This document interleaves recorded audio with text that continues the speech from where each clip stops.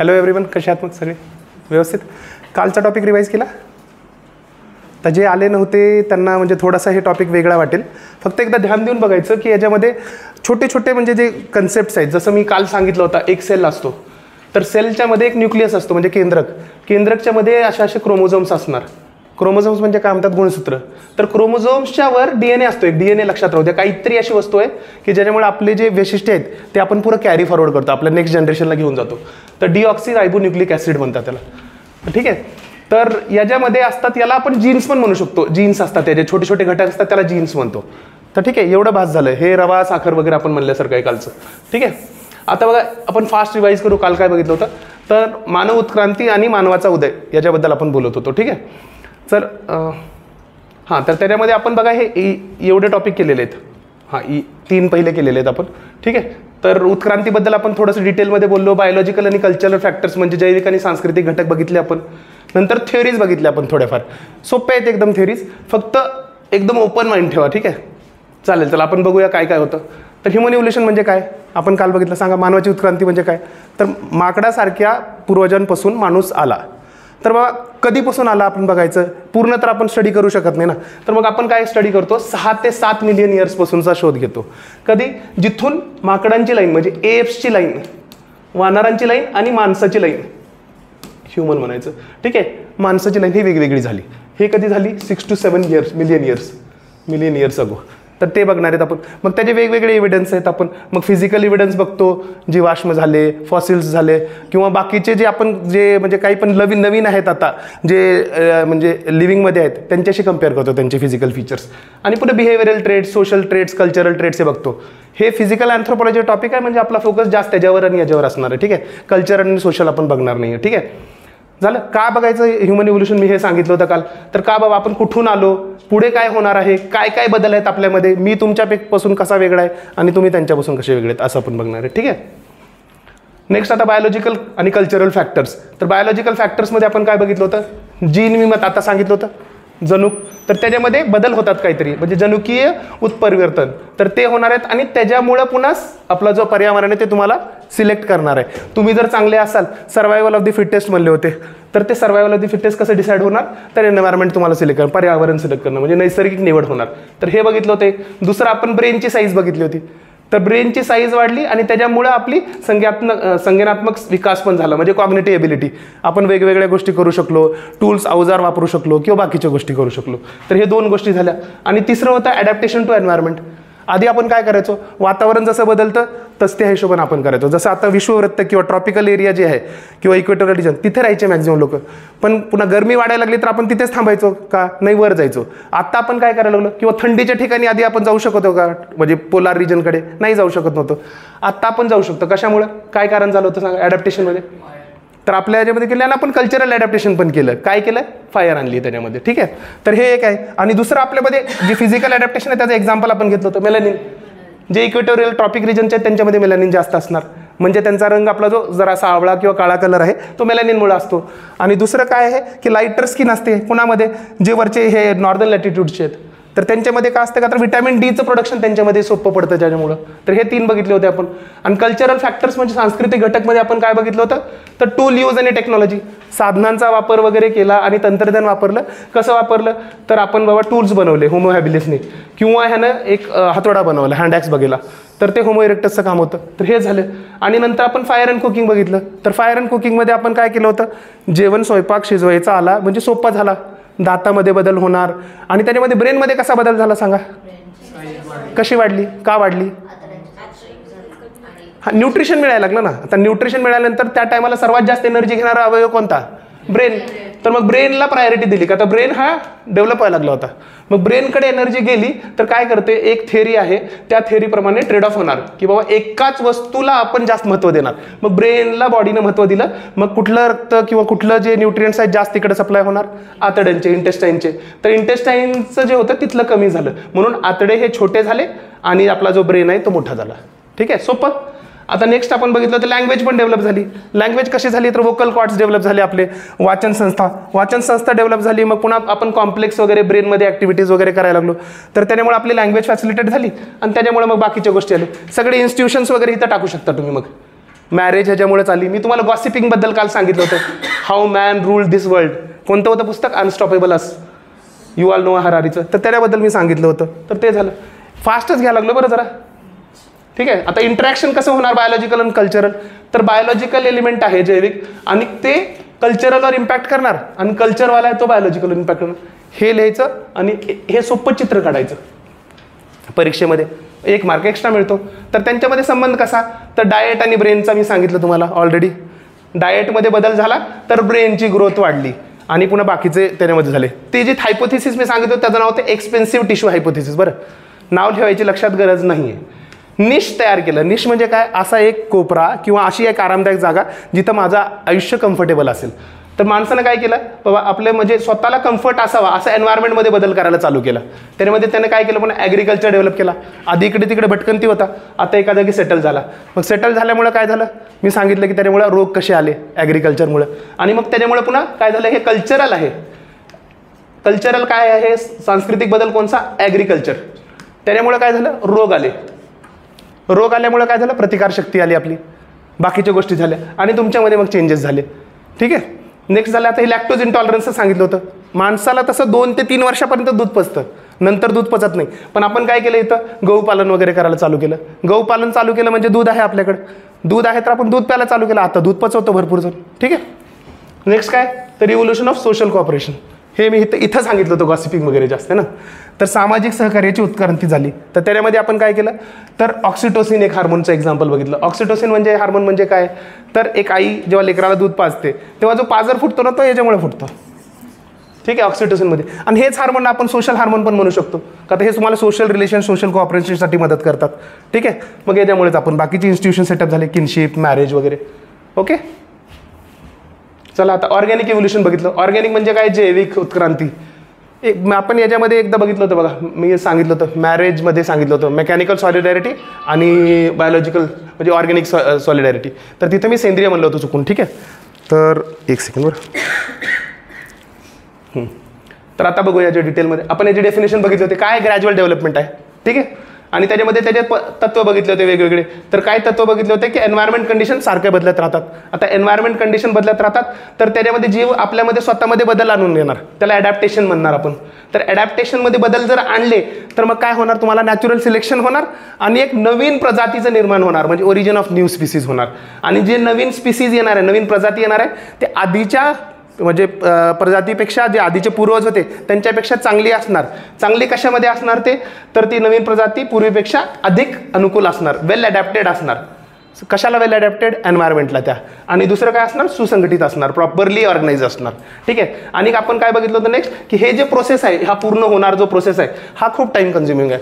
म्हणजे मी एकटा पूर्ण बघू शकत नाही आहे, म्हणून आपण जीवाश्म बघायला लागलो. ठीक आहे. आणि नेक्स्ट काय? तर सध्या सर्व प्रजाती हे झाले होते, जे उत्क्रांत्या झाल्यात हे एका कॉमन अँसेस्टरपासून झाले होते. ठीक आहे. थोडं तुम्हाला फास्ट वाटेल ज्यांनी आज आलेले. ठीक आहे. आत्ता याच्यामध्ये मेथड्स काय काय बघितले होते आपण, कसं करणार हे इव्होल्युशन झालं का नाही झालं बघणार. कशामुळं? तर आपण फॉसिलची स्टडी करणार.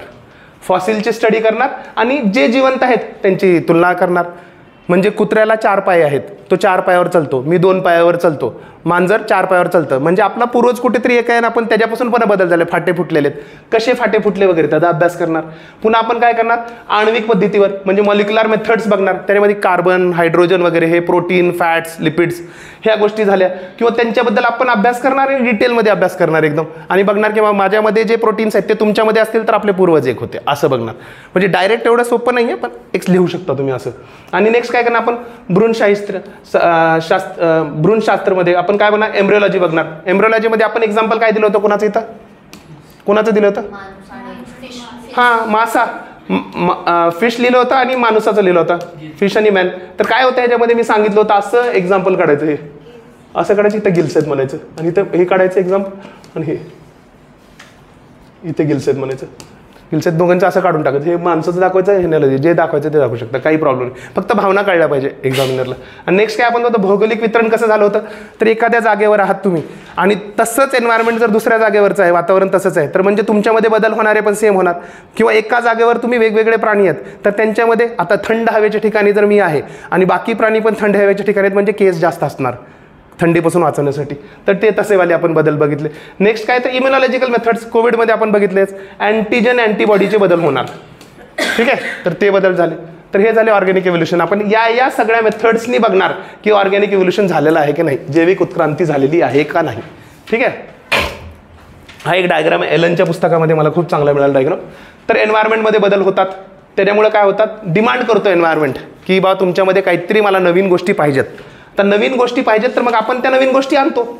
आता त्या नवीन गोष्टी कशा असणार, एखाद्या अवयवामध्ये बदल असणार. जर त्या अवयवाची जास्त जर गरज असेल, खूपच काम करायला लागलो, मी जसं म्हणलं होतं तुम्हाला एक्झाम्पल द्या, मी बॅडमिंटन खेळतो, माझा हात हा मोठा आहे, आता ह्या अवयव मी जास्त वापरला, तर तसं जास्त जर वापर केला तर तो मोठा होतो आणि त्याचं पुढची जी पिढी आहे त्याच्यामध्ये ते कॅरेक्टर्स पाठवले जातात. ठीक आहे, अडॅप्ट केले जातात आणि ते कॅरेक्टर पाठवले जातात. आणि असं होऊ शकतं की पिढीनं पिढी असे चेंजेस होत झाले तर एक नवीन प्रजातीचं निर्माण होईल. ठीक आहे, उलटं काय होणार की जे असं ऑर्गन आहे जे आपण वापरलाच नाही, ज्याची गरजच नाही आहे पुढे चालून, तर मग तो ऑर्गन जो आहे, तो अवयव आहे, तो नाहीसा होणार. एक्झाम्पल काय बघितलं होतं आपण नाहीशा होणाऱ्या अवयवामध्ये? वेस्टिजियल ऑर्गन्स बघितले होते. वेस्टिजियलला मराठीमध्ये काय शब्द होता मराठी मीडियम? अवशिष्ट. हां, तर त्याच्यामध्ये आपण बघितलं वेस्टिजियल ऑर्गन 2 बघितले होते की पिन्ना बघितला होता आपण आणि दुसरा बघितला होता अपेंडिक्स. ठीक आहे, हां बोला ना. चित्र पाहिजे का? हे बघून घ्या, हे रब करतो काढून घ्या असं, हे बरोबर आहे. आता असं थांबवायचं मला, जे डायग्राम नोट्समध्ये नाहीत ना ते काढून घ्यायचे. तसं एकदम एक्झॅक्टली नाही निघलं ना तरी चालतं एकदम.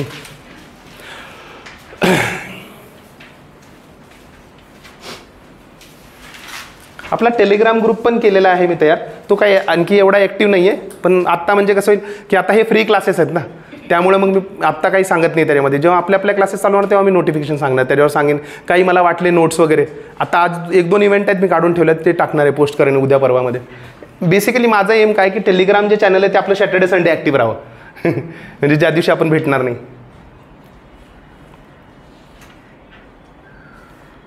माझा नंबरही सेव्ह करा बरं तुम्ही सगळे, 9561010747. झालं की सांगा. तुम्ही काढला का डायग्राम? बढिया. आणि शॉर्ट फॉर्ममध्ये लिहू नका बरं, नाहीतर एन्व्हायरमेंटल EC लिहिलं 3 दिवसानंतर काहीच कळत नाही ते. ठीक आहे, इलेक्ट्रिक कार आहे का एन्व्हायरमेंट होतं काय, काहीच कळत नाही ते, म्हणजे ते सांगायला लागलं. ठीक आहे, काढलं झालं. चलो हां हां कर.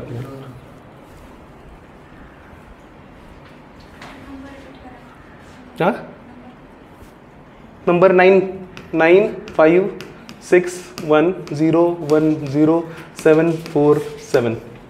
ठीक आहे,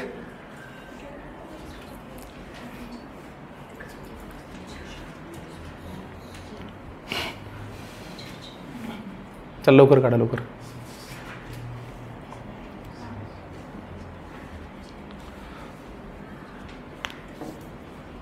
ऑर्गॅनिक इव्होल्युशन टॉपिक खूप म्हणजे सोपा आहे, पण तो त्याच्यावर शक्यतो प्रश्न विचारत नाही आहेत सध्या.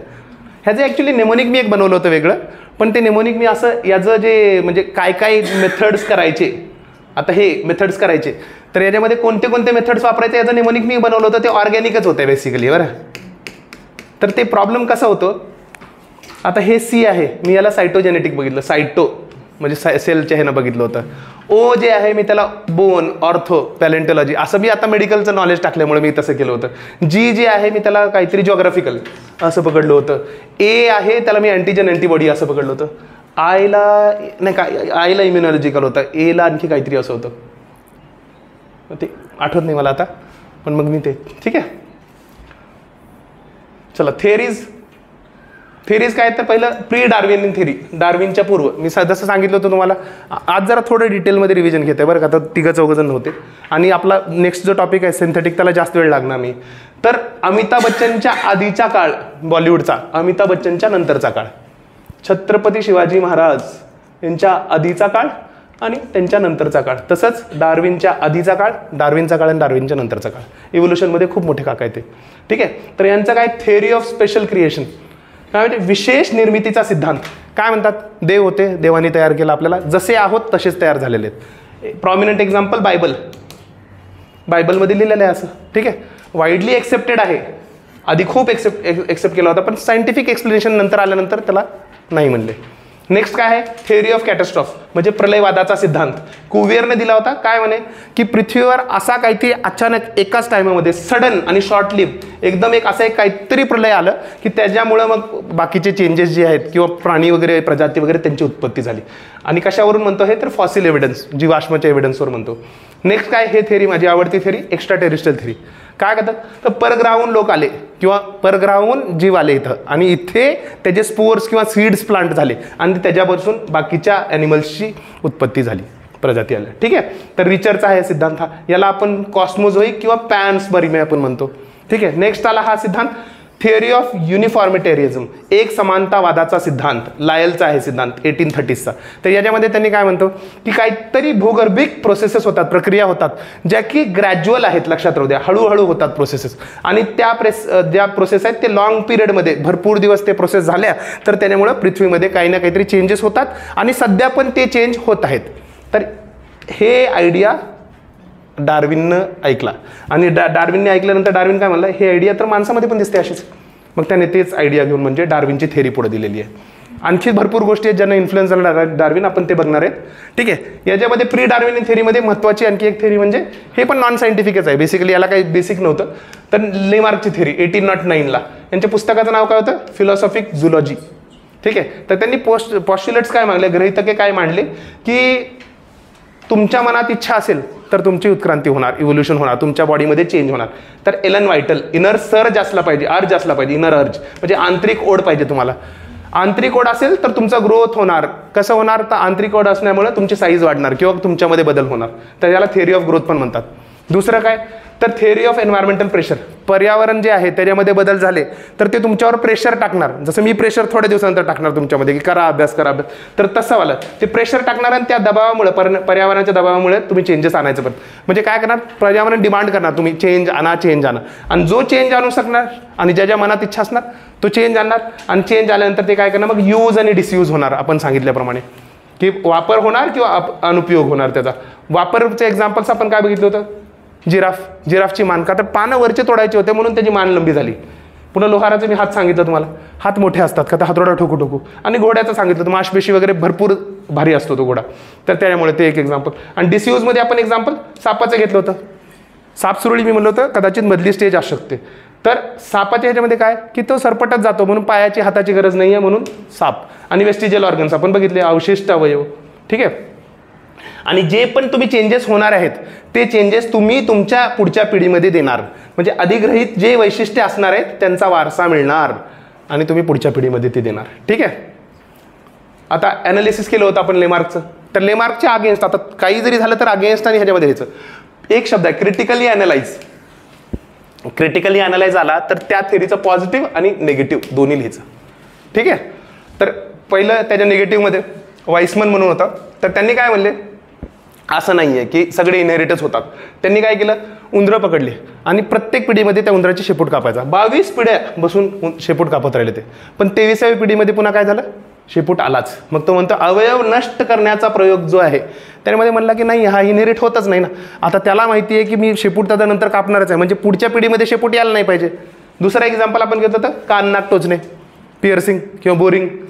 किंवा हे म्हणलं होतं चायनामध्ये लोखंडाचे शू घालता येतात, बूट घालतात. का घालतात का, तर त्यांच्यामध्ये छोटे पाय असणे हे चांगलं समजलं जातं. पण येणाऱ्या पिढीमध्ये छोटे पाय होतात का, नाही होत, दरवेळेस ते बूट घालतात.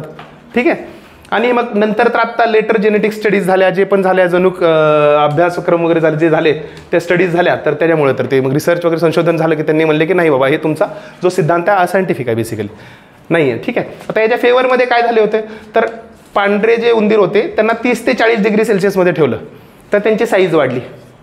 पण नंतर त्याला कळालं की हा पॉईंट ॲक्च्युली तिकडे पण वापरू शकता तुम्ही. तर ते म्युटेशन झालं होतं सेल्समध्ये, तर त्याच्यामुळे झाला होता. नेक्स्ट आहे एक पॉवरचा सिद्धांत. मी पॉवर कशाने मिळते, बटाटे खाण्यानं म्हणलं होतं, तुम्हाला लक्षात आहे. तर पोटॅटो, तर पोटॅटोला जर आपण खराब कंडिशनमध्ये, हार्श कंडिशनमध्ये वगैरे जर टाकलं तर त्यांचा शेप बदलतो. आणि हे पुढे पुढे पिढीपासून शेप बदलला की पुन्हा पुढच्या पिढीचा पण शेप खराबच येतो.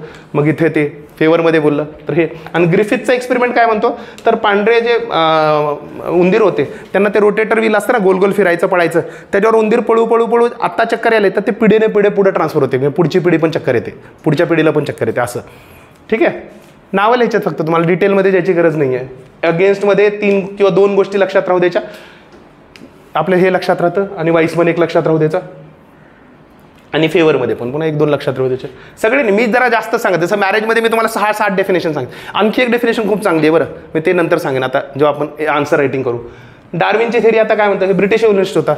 19-20 वर्षाच्या आसपासमध्ये ते जहाजीवर गेले फिरायला, नेचरलिस्ट म्हणून गेले होते. तर त्यांचं एक्सपेडिशन फिरत असताना ते गॅलपगोस आयलंड आहे, तर गॅलपगोस आयलंडच्या तिथे गेल्यानंतर त्यांना काहीतरी ऑब्झर्वेशन झालं. त्याच्यावर त्यांनी पुस्तक लिहिलं, origin of species by natural selection 1859ला, नैसर्गिक निवडीद्वारे प्रजातीची उत्पत्ती.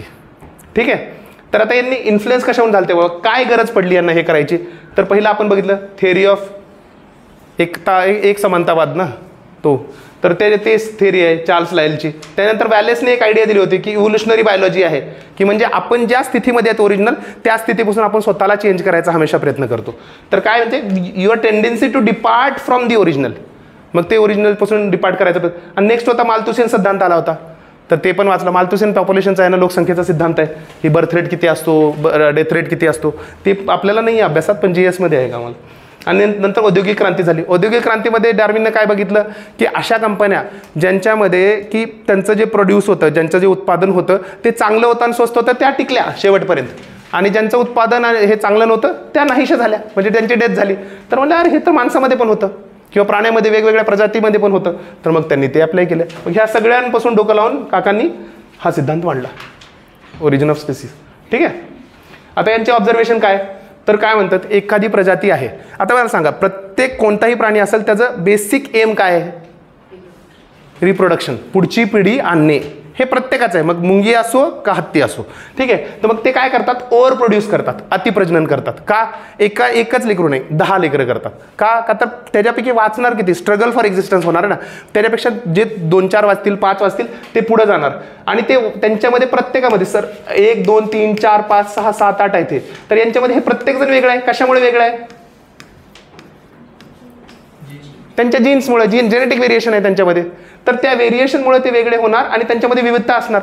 मग त्याच्यामुळे जर त्यांच्यावर मी आता हे सगळे आहेत हां, तर यांच्यावर जर काही प्रकोप आला किंवा काही प्रॉब्लेम आला, एन्व्हायरमेंटल प्रॉब्लेम झाली किंवा एन्व्हायरमेंटमध्ये बदल झाले, तर या प्रत्येकाचा रिस्पॉन्स वेगळा असणार. तर रिस्पॉन्स जेव्हा वेगळा होणार तर मग ते काय करणार, त्या वातावरणामध्ये स्ट्रगल करणार प्रत्येकजण आणि ते स्वतःचं अस्तित्व टिकवण्यासाठी संघर्ष करणार. मग ते अस्तित्व टिकवण्यासाठी संघर्ष करत असताना मग काय होणार, जे फिट आहेत, जे सर्वात योग्य आहेत त्यांचं अस्तित्व निर्माण होणार.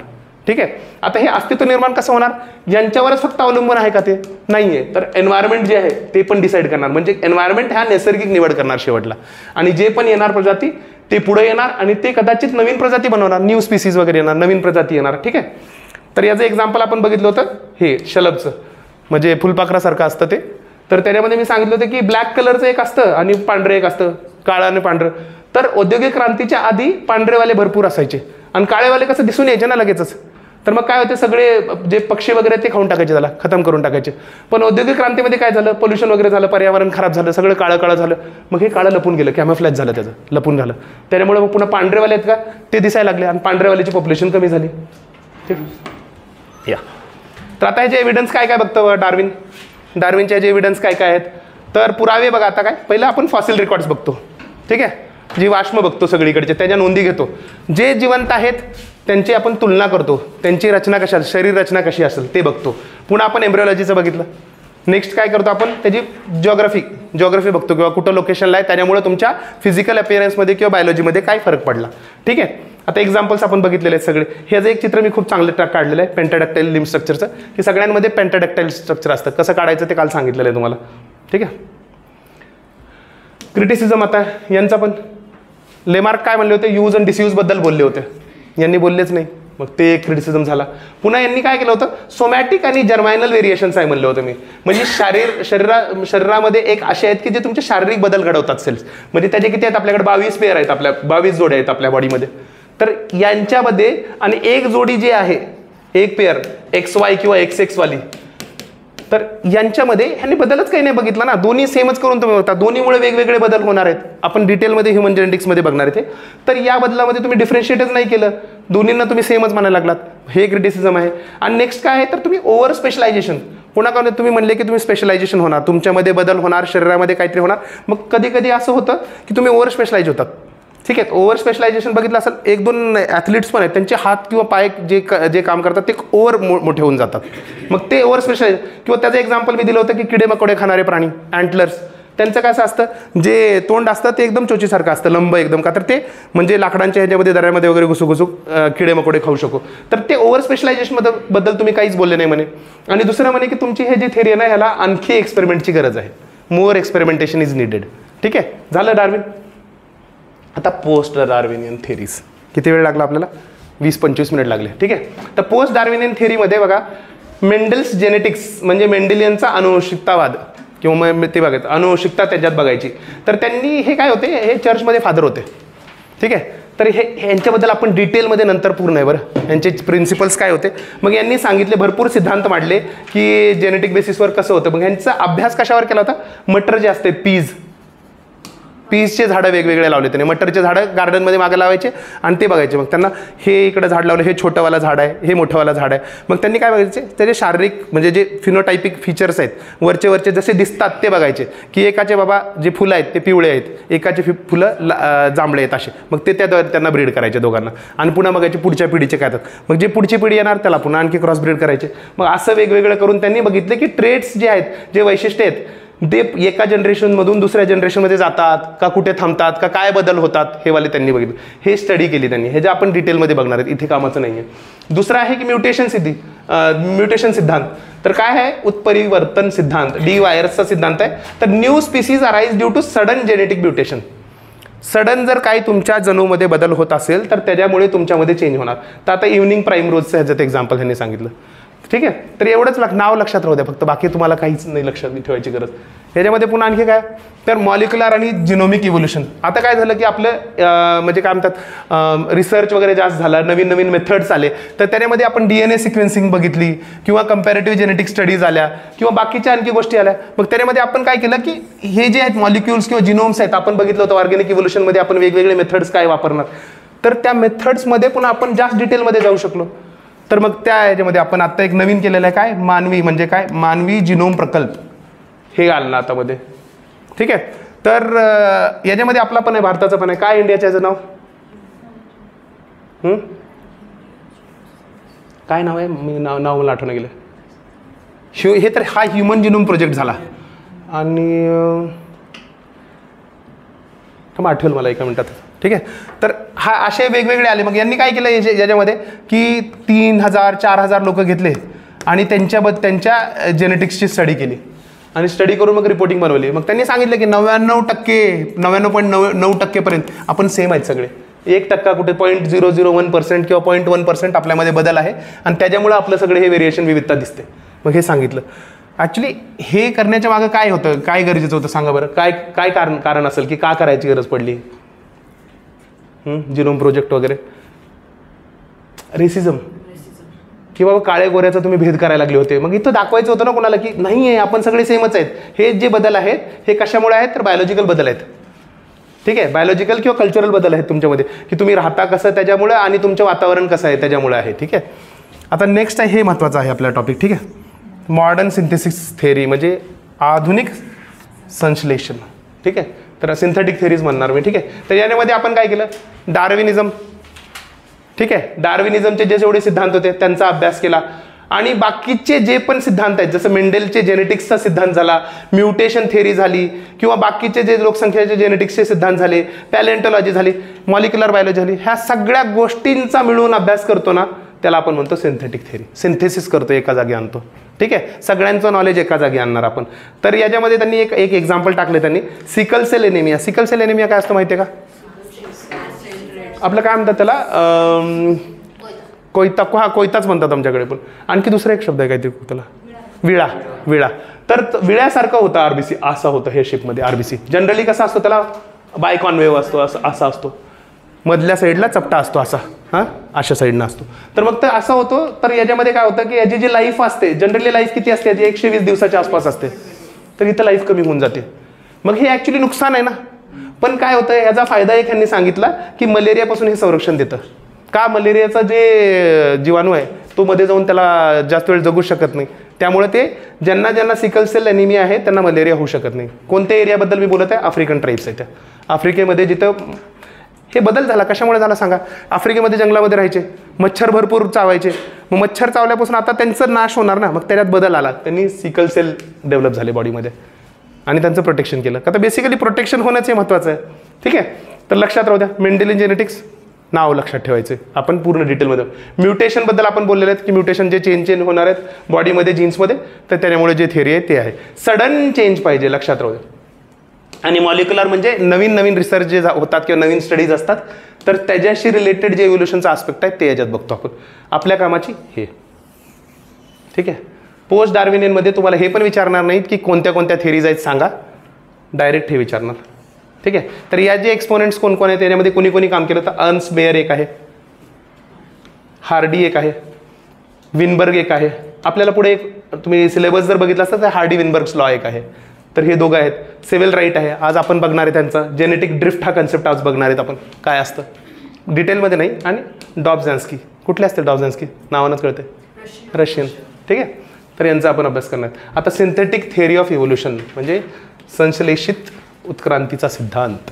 ठीक आहे, काही प्रॉब्लेम आतापर्यंत, चित्र वगैरे काही काढायचं तर नव्हतं याच्यात. ठीक आहे, तर आता हे की कंपोनेंट्स म्हणजे मुख्य घटक काय आहेत सिंथेटिक थिअरीचे, तर आपण बघतो जेनेटिक व्हेरिएशन होणार आहे याच्यामध्ये, जनुकीय भिन्नता किंवा विभिन्नता होणार आहे. कशामुळे होणार आहे वेगवेगळी, आपण सगळे प्रोसेसेस बघितलेत. एक तर काय होणार आहे, तुमच्या जीन्समध्ये अचानक काहीतरी बदल झाले म्हणजे म्युटेशन्स झाल्या. एक्समेनचं एक्झाम्पल दिलं होतं आपण किंवा स्पायडरमॅनचं. ठीक आहे, आणि नेक्स्ट काय आहे की रिकॉम्बिनेशन म्हणजे काय आहे की हे माझे क्रोमोझोम्स आहेत. हां, तर याच्यामध्ये हा तुटला इथून तुटला आणि दुसरा येऊन जुडला. हे याचा पार्ट एक काय व्हायला लागलं, हे असं तुटला इथून आणि दुसऱ्याचा एखादा पार्ट येऊन जोडला, रिकॉम्बिनेशन होणार. काही पण वेगवेगळे त्याच्यामध्ये होणार आहेत, ते आपण डिटेलमध्ये ह्युमन जेनेटिक्समध्ये. आता फक्त एवढं लक्षात राहू द्या की जेनेटिक व्हेरिएशन कशामुळे होणार आहे, भिन्नता कशामुळे येणार आहे. तर एकतर तुमच्यामध्ये काहीतरी अचानक बदल झाले म्हणजे म्युटेशन झाले, दुसरं काय तर रिकॉम्बिनेशन झाल्या. रिकॉम्बिनेशन वॅक्सिन्स वगैरे पण होतं, रिकॉम्बिनंट DNA वॅक्सिन वगैरे. तर तशा रिकॉम्बिनेशन म्हणजे पुनर्संयोजन ते होणार. आणि जीन फ्लो म्हणजे काय, तर तुम्ही म्हणजे एका पॉप्युलेशनमध्ये इथे आहात, आता आपण या रूममध्ये आहोत, आपण 10-15 लोक आहेत, तर आपला एक इथला जीन आहे, एक इथला जेनेटिक लोड किंवा जीन म्हणा इथला जो आहे ते. आता इथून तुम्ही 5 जण बाहेर गेले दुसऱ्या ऑप्शनलकडे. ठीक आहे, तर तिथला जेनेटिक लोड म्हणजे जे जीन फ्लो आहे तो चेंज होणार आणि इथला जीन फ्लो चेंज होणार. म्हणजे मायग्रेशनमुळं जीन फ्लो चेंज होतं. इमिग्रेशन पण आहे त्याच्यात की तुम्ही बाहेर जाणार, चेंज होणार, त्याच्यामुळे जेनेटिक व्हेरिएशन येणार तुमच्यामध्ये. ठीक आहे, तर जीन फ्लोचा अर्थ आहे इट इन्क्रीजेस जेनेटिक डायव्हर्सिटी. आता मला सांगा, आपण जर 10च लोक जर पहिल्या दिवशीपासून असतो इथे, तर आपला जो जेनेटिक व्हेरिएशन आहे ते चेंज होईल का, नाही होणार. आपल्याकडे दररोज 2-3 मेंबर्स नवीन येत आहेत आणि 1-2 मेंबर्स वापस जात आहेत. ठीक आहे, तर मग ते तसं आहे. तर यामध्ये जेनेटिक व्हेरिएशन लक्षात राहू द्यायचं. ठीक आहे, काही कळायला अवघड चाललंय, लक्षात राहू द्या. नोट्समध्ये आणखी डिटेलमध्ये दिलं मी. आणि नेक्स्ट काय, नॅचरल सिलेक्शन आपल्याला माहिती आहे. ठीक आहे, तर नॅचरल सिलेक्शनमध्ये लक्षात राहू द्या 2 टाईपचं नॅचरल सिलेक्शन होणार आहे. आता याच्यामध्ये कसं आहे की मला सांगा, तुमच्यामध्ये व्हेरिएशन आली किंवा तुम्ही आता हे बघा, हे प्राणी आहे, हे प्राणी आहे, असे यांच्यामध्ये काहीतरी व्हेरिएशन्स आहेत, जेनेटिक व्हेरिएशन्स आहेत. आणि हे पर्यावरण याच्यावर एक आपल्याला प्रेशर आणायला लागले. आता याच्यातून सिलेक्ट कोण होणार आहेत, सर्वायवल जे फिट आहेत, जे फिट आहेत ते होणार. आता सपोज करू आपण हे 3 जण फिट झाले, आपले हेच आहे प्री मेन्स इंटरव्ह्यू, तेच आहे सर्वायवल ऑफ द फिटेस्ट आहे बेसिकली. तर हे आले, हां इथे आले, हे 3-4 जण आले इथं. तर यांचा फायनल सिलेक्शन कोण आहे, इंटरव्ह्यू कोण घेणार आहे लिस्टमध्ये, नॅचरल सिलेक्शन म्हणजे इंटरव्ह्यू पॅनल नॅचरल सिलेक्शन कोण आहे, एन्व्हायरमेंट. आपल्या 3 स्टेजने तुम्हाला कळालं ना, तर ते आहे इनर अर्ज आपण बोललेलं होतं, ते गरजेचं आहे. आणि मग तुमचं फायनली इथे एन्व्हायरमेंट जेव्हा नॅचरल सिलेक्शन करणार, तर त्याच्यामध्ये लक्षात राहू द्या हे टाईपचं नॅचरल सिलेक्शन होणार. 3 टाईपचं, एक असणार डायरेक्शनल म्हणजे दिशानात्मक, दुसरं असणार स्टेबिलायझिंग आणि तिसरं असणार डिसरप्टिव्ह. काय असतं त्याच्यामध्ये सांगा बघा, हे ग्राफ आहे. कसं असतं, आता आपण या क्लासमध्ये जर बघितलं, आता मी एक हाईट जर बघितली, तर आपल्याकडे अंदाजे हाईट इथे 4.5 फूट ते 6.5 फूटपर्यंत असू शकतं. ठीक आहे, तर मला सांगा, हे जर मी इथं 4.5 फूट पकडलं, 5 फूट, 5.5, 6 आणि 6.5, कुठे मेंबर्स जास्त असतील सर्वात, एकदम सेंटरमध्ये इथे असतात, या जागी जास्त असणार सर्वात, किंवा इथे धरा आणखी असे धरा, एवढं है ना. इथे मेंबर्स कमी असणार आणि इथे मेंबर्स कमी असणार. ठीक आहे. मग याचा मॅप कसा बनणार, आपण ग्राफ कसा बनणार याचा ग्राफ असा बनणार. बराबर. तर याच्यामध्ये काय होतं, जे पहिलं डायरेक्शनल आहे ना, मग एक तर काय करते की हे सुरुवातीच्यांना चूज करतो एन्व्हायरमेंट किंवा एंडच्याला चूज करतो. ठीक आहे. हे झालं डायरेक्शनल. याचं एक्झाम्पल काय सांगितलेलं आहे मी, एक सेकंड बघा बरं, विसरलो एक्झाम्पल.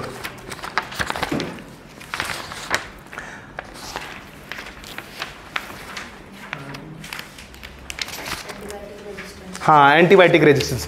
असे बॅक्टेरिया जे रेजिस्टंट आहेत, तर ते एक सेकंड, हां, अँटीबायोटिक रेजिस्टंट बॅक्टेरिया, असे बॅक्टेरिया जे रेजिस्टन्स आहेत ते वाचणार, बाकीचे नाहीसे होऊन जाणार.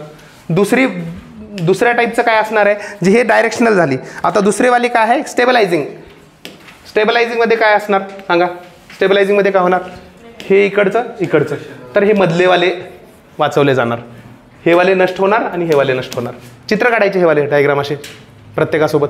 ठीक आहे. तर याच्यामध्ये सर्वात चांगलं एक्झाम्पल कोणतं, आपलं जेव्हा बाळ जन्मतं ॲव्हरेज वेट किती असतं, 2.5 किलोच्या आसपासचं बाळ असतं. तर जे बाळ वाचतात ते 2 किलो ते 3.5 किलोच्या मधलेच वाचतात, किंवा 4 किलोपर्यंत. बरं, ह्याला असं पकडू नका बरं की 4.5 किलोचं वाचतच नाही आहे. पण जास्तीत जास्त वाचणारे बाळ हे 2 किलो ते 4 किलोच्या मधले असतात.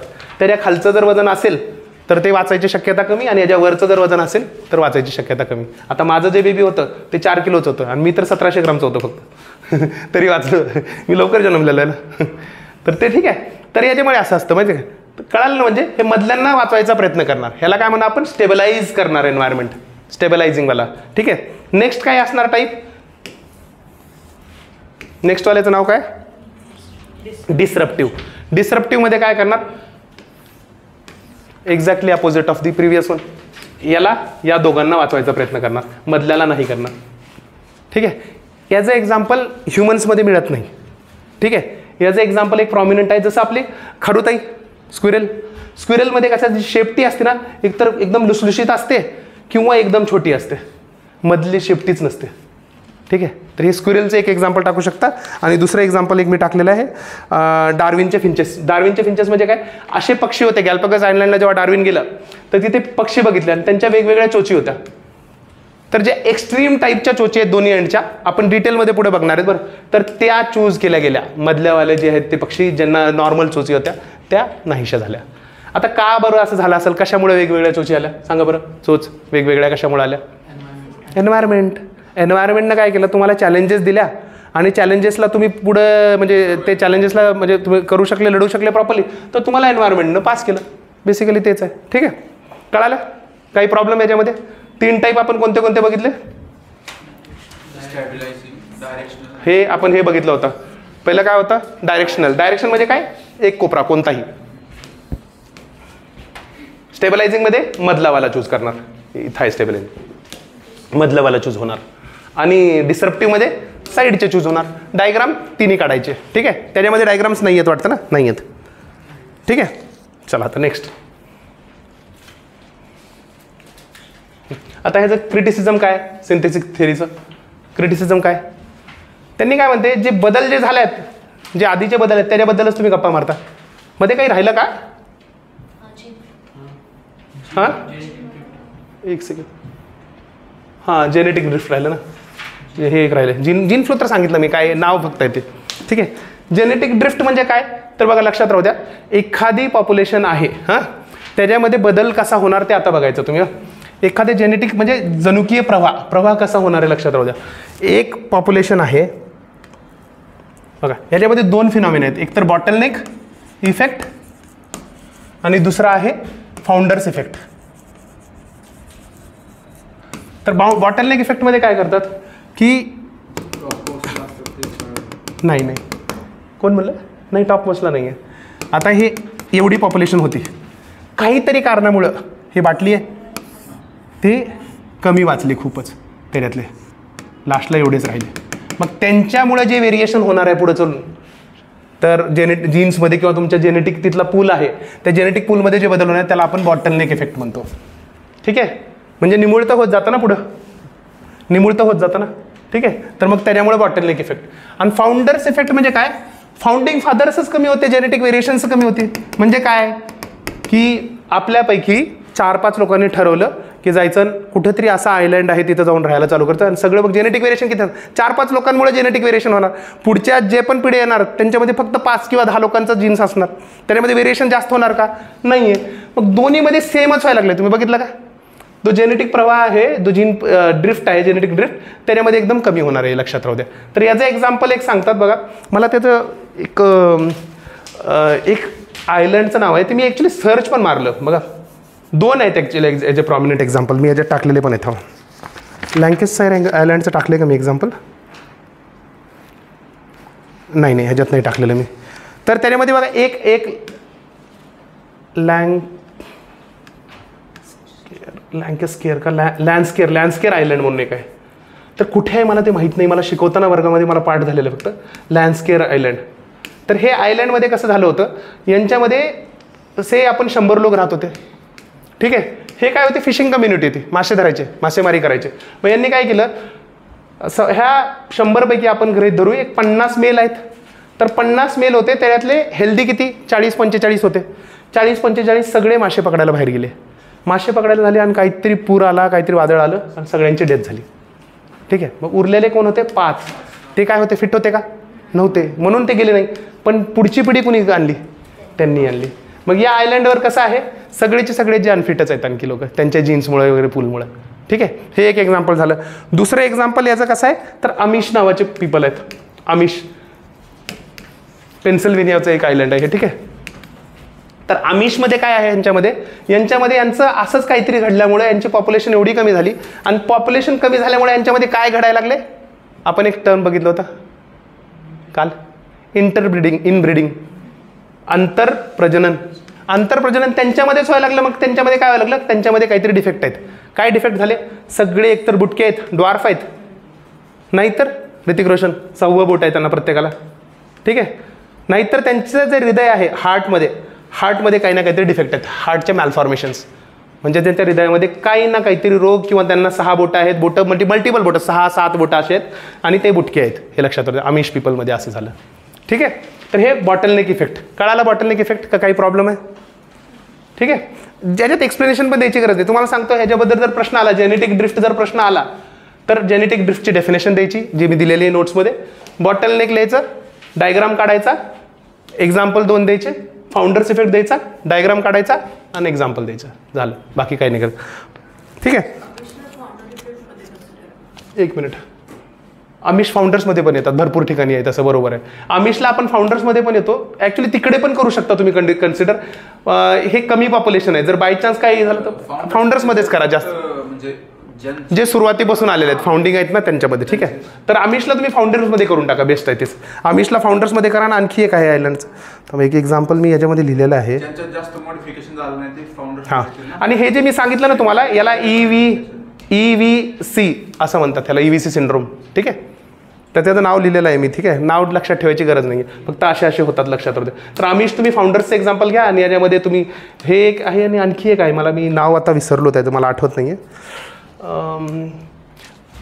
एक सेकंड. पेंगलपीज आयलँड एक आहे. पेंगलपीज आयलँड आहे साऊथ पॅसिफिकमध्ये, ओशिनियामध्ये आहे ना, त्यांच्यामध्ये एक बदल होतात असे. त्याचं मी एक्झाम्पल तुम्हाला सांगतो थोड्या वेळात, मला विसरल्यासारखं व्हायला लागलं तो एक्झाम्पल. ठीक आहे. चालायचं पुढं.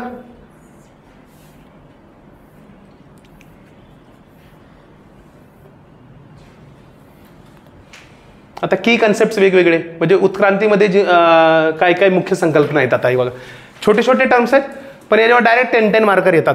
ठीक आहे. म्हणजे डॉल्स रूल येऊ शकतो डायरेक्ट 10 मार्कर, कोऑप्स रूल येऊ शकतो, गॉज रूल येऊ शकतो. आणि ह्याच्यामध्ये हे पुढचे जे आहेत, पॅरलल इव्होल्युशन, कन्व्हर्जन्स, डायव्हर्जन्स वगैरे, यांना कंपॅरिझनमध्ये विचारलं जातं, किंवा एक सिंगल पण विचारतो. तर डॉल्स रूल काय, मी तुम्हाला आधी सांगितलं होतं एकदा, आठवते का? डॉल्स रूल सांगितलं होतं एकदा. काय? तर लॉ ऑफ इरिव्हर्सिबिलिटी ऑफ इव्होल्युशन, म्हणजे उत्क्रांतीचा अपरिवर्तनीयतेचा नियम. म्हणजे एकदा विकलेली वस्तू परत घेतली जाणार नाही. डॉल, चायना, मी आधी सांगितलं होतं, चायनीज डॉल एकदा विकली गेली परत घेणार नाही. म्हणजे तुमच्यामध्ये जर एखादा बदल झाला तो रिव्हर्स होणार नाही. याचं एक्झाम्पल आपण काय सांगितलं, वटवाघूळ झाले. वटवाघूळ कुठून आलं हे खाली, मी तर वटवाघूळ ह्याच्यात कशाला आलं. पक्ष्याची उडण्याची क्षमता, आता एकदा उडण्याची क्षमताचा नाश झाला, शतुर्मुख म्हणतात, ऑस्ट्रिच, तर ते डबल उडूच शकत नाही. ठीक आहे. आणि पुन्हा वेल मासा, वेल मासा एकदा पाण्यात जाऊन पवायला चालू का, आता बाहेर येऊन राहू शकतो का? तो मॅमल आहे, स्तनधारी आहे, पण बाहेर येऊन राहू शकतो का? नाही राहू शकत. मग हे जे झाले ना, एकदा जो ट्रेट वैशिष्ट्य जे लॉस झालं एकदा, ते डबल तुम्ही मिळवू शकत नाही, रिगेन करू शकत नाही. तर हा म्हणतो डॉल्स रूल. ठीक आहे, युनिडायरेक्शनल आहे इव्होल्युशन, बरोबर आहे. आता कॉप्स रूल. कॉप्स रूल काय म्हणतं, तर Cope to reach at top. लक्षात राहिलं, Cope to reach top. Top कशाचं? साईजमध्ये. तुम्ही काय करणार, organism tend to increase its body size over the evolutionary time. जीव आहेत त्यांच्या शरीराचा आकार वाढणार हळूहळू. कशासाठी वाढणार सांगा बरं? आकार वाढल्यानं फायदा काय? ते एक मी कालचं सांगितलं, ते आता नाही, ब्रॉड बघा ना, कॉमन सेन्स. मी आता मोठा आहे, कोणी बारकं येऊन मला मारू शकतं का? एक्झिस्टन्सचे सर्वायवल रेट वाढवणार. ठीक आहे, मोठा. तर म्हणजे आता घोडा हे जे आलं होतं, डायनोसॉर, हे सगळे मोठे मोठे आहेत ना. याला एक्सेप्शन्स पण आहेत भरपूर. तर ते सायप्रसचा बट्टू हत्ती, तो छोटा हत्ती आहे एकदम, ते एक एक्झाम्पल आहे. किंवा इन्सेक्टिव्हेरस ॲनिमल्स आपण ते सांगितलं, अँटलर्स वगैरे जे सांगितले. किंवा बॅट. आता बॅटला काय गरज आहे का साईज मोठी करायची? नाही आहे, त्याला तर उलटं जेवढं हलका असेल तेवढं चांगलं ना. मग हे एक्सेप्शन्स आहेत, हे एक्झाम्पल, हे एक्सेप्शन्स लक्षात राहू दे. Cops rule. ठीक आहे, याच्यामध्ये मी हे कोणत्या गावचे होते, कुठले होते, स्वतः बघायचं. ठीक आहे. नंतर आला गॉज रूल. गॉज म्हणजे, गॉज कशासारखं वाटतं ऐकायला? गॉज म्हणजे कॉज. ठीक आहे, कॉज. तर काहीतरी कॉजसाठी कॉम्पिटिशन आहे. कॉज काय येतं? स्वतःचं संरक्षण करणे. तुम्ही काय करायला लागलात, कॉम्पिटिटिव्ह एक्सक्लुजन आहे. जर तुम्ही गॉज रूल हे केलं, म्हणजे याच्यामध्ये जर तुम्ही स्वतःचं संरक्षण नाही केलं तर तुम्ही नाही शेवाल, म्हणजे कॉम्पिटिटिव्ह एक्सक्लुजन होईल तुमचं. ठीक आहे, तर या रूलला म्हणतात कॉम्पिटिटिव्ह एक्सक्लुजन प्रिन्सिपल, म्हणजे स्पर्धात्मक वगळण्याचा तत्व किंवा सिद्धांत. ठीक आहे, तर दोन स्पीसीज आहेत, two species competing for the same resource cannot co exist indefinitely. ह्याचं एक्झाम्पल हे काय केलं होतं, मायक्रोबायोलॉजी. त्यांनी काय केलं, पॅरामिशियमच्या दोन व्हरायटीज होत्या. एक तर होती ऑरेलिया आणि दुसऱ्याचं नाव होतं क्लॉडॅटम आणि ऑरेलिया. नावं लक्षात ठेवायची गरज नाही आहे. पॅरामिशियम ए, पॅरामिशियम बी, या दोघांना मायक्रोस्कोप खाली बघितलं त्यांनी आणि एका एन्व्हायरमेंटमध्ये ठेवलं, आगार जेलवर ठेवलं आणि त्यांनी बघितलं की काय झालं, थोड्या वेळानंतर एक त्याच्याचं पॅरामिशियम वाढायला लागलं आणि दुसऱ्याचा एकदम नाश झाला. तसंच होतं आपल्याकडे काय काँग्रेस गवत आलं, कुठून आल्यानंतर तिथं सगळं नाश करून टाकतं ते. ठीक आहे. हायासिंथिक माहिती आहे का? हायासिंथ म्हणतात, मला मराठीत माहिती नाही काय म्हणतात, नदीमध्ये वगैरे तलावामध्ये असतं. तर ते पण आलं ना, ते पण तसंच करतं, सगळं नाश करून टाकतं सगळ्यांचा, बाकीच्यांचे राहू देत नाही. मग ते तसं आहे की मग याच्यामध्ये तेच गॉज रूल आहे, तुम्ही कॉम्पिटेटिव्ह एक्सक्लुजन करता. रिसोर्सेस लिमिटेड आहेत. आता जर मी म्हणलं तुम्हाला की मी तुम्हाला नोट्स फक्त 3 देणार आहे, तर 3च थांबणार, बाकीचे जाणार. Competitive exclusion. ठीक आहे, प्री. ठीक आहे, तर कॉम्पिटेटिव्ह एक्सक्लुजन होणार आहे. आणि ब्रिटनमध्ये काय आहे, तर खार जे आहे स्क्विरल, तर त्याच्यामध्ये लाल आणि राखडी खार आहे. तर जे राखडी खार आहे ना, तिने लालवाल्याचा एक्सक्लुजन केलेलं आहे, कॉम्पिटेटिव्ह एक्सक्लुजन. आपल्याकडे तुम्ही बघितलं असेल का, दिल्लीसारख्या ठिकाणी वगैरे कबूतर भरपूर जास्त आहेत. कबूतर नाही, ते बटेर आहेत, बटेर, पारवे, मला मराठीत माहीत नाही, बटेर ते जास्त आहेत, पारवे जास्त झालेत. त्याच्यामुळे काय झालं सांगा, चिमण्या वगैरे हे दिसतच नाहीत कुठं, किंवा जे ओरिजिनल कबूतर आहेत ते दिसत नाहीत पारवेचं. बरोबर, ते टाकू शकता तुम्ही एक्झाम्पल, आजूबाजूलाच बघितलेलं एक्झाम्पल आहे. Competitive exclusion, Gause rule. ठीक आहे. नेक्स्ट आहे पॅरलल इव्होल्युशन. पॅरलल इव्होल्युशन म्हणजे काय, तिन्ही कळाले. कॉप रूल्स म्हणजे डॉल्स रूल काय, एकदा विकलेली भावली परत घेणी जाणार नाही. इव्होल्युशन इज इरिव्हर्सिबल आणि इरिव्होकेबल. उत्क्रांती ही अपरिवर्तनीय आणि अटळ आहे, एकदा झालं. नेक्स्ट काय म्हणतो, म्हणजे डॉल लक्षात ठेवायचं सांगितलं. Cope to reach the top कसं, साईजमध्ये. ठीक आहे. गॉज काय म्हणतो, कॉज काय, कॉज आहे स्वतःला वाचवायचं. तर कॉम्पिटेटिव्ह एक्सक्लुजन गॉजमध्ये हां सगळे येणार, इन्व्हेजिव्हवाले येणार सगळेच. ठीक आहे. Parallel evolution. ठीक आहे, समांतर उत्क्रांती. आता तर याच्यामध्ये कसं आहे बघा, ॲक्च्युली बघा याच्यामध्ये तुम्हाला वेगवेगळ्या सोर्सेसमध्ये थोडासा डाऊट मिळतो की ते क्लोजली रिलेटेड आहे का डिस्टंटली रिलेटेड आहे, तो येतो जरा. त्याच्यामध्ये नोट्समध्ये मी डिस्टंटली लिहिलेलं आहे, मला असं वाटतं. ठीक आहे, पण मी नंतर रिसर्च केला, मला मोस्ट ऑफ दी सोर्सेसमध्ये क्लोजली मिळाले, तर ते करेक्ट एकदा करून घ्या. ठीक आहे. तर जे कुठेतरी क्लोजली रिलेटेड स्पीसीज आहेत तर त्यांच्यामध्ये काही ना काहीतरी बदल होणार आणि ते इंडिपेंडंट बदल असणार. ठीक आहे. आधी आम्ही इथे असं होतं, थांबा एक सेकंड, त्याची डायग्राम पण मी एक नंतर दिलेली आहे. ते डायग्राम वाटलं तर आता काढून बघू शकता तुम्ही. तर या स्टेजला होतो आम्ही, क्लोजली रिलेटेड होतो आणि आमच्यामध्ये काही ना काहीतरी बदल होत आहेत आणि आमचं इव्होल्युशन पुढे चालत आहे, एकदम पॅरलली जात आहोत आम्ही. काय होत आहे पॅरलली म्हणजे काय, तर आमच्यामध्ये जे वैशिष्ट्य, आमच्यामध्ये जे गुणधर्म यायला लागलेत, नंतर वैशिष्ट्य यायला लागलेत, ते एकसारखे आहेत वैशिष्ट्य. ठीक आहे, तर त्याला आपण पॅरलल इव्होल्युशन म्हणणार. म्हणजे काय, तर दोन जवळच्या नात्यातील प्रजातीमध्ये समान पर्यावरण असल्यामुळे, पर्यावरण दरवेळेस येणार आहे लक्षात, समान पर्यावरण असल्यामुळे स्वतंत्रपणे समान गुणधर्म विकसित होणे.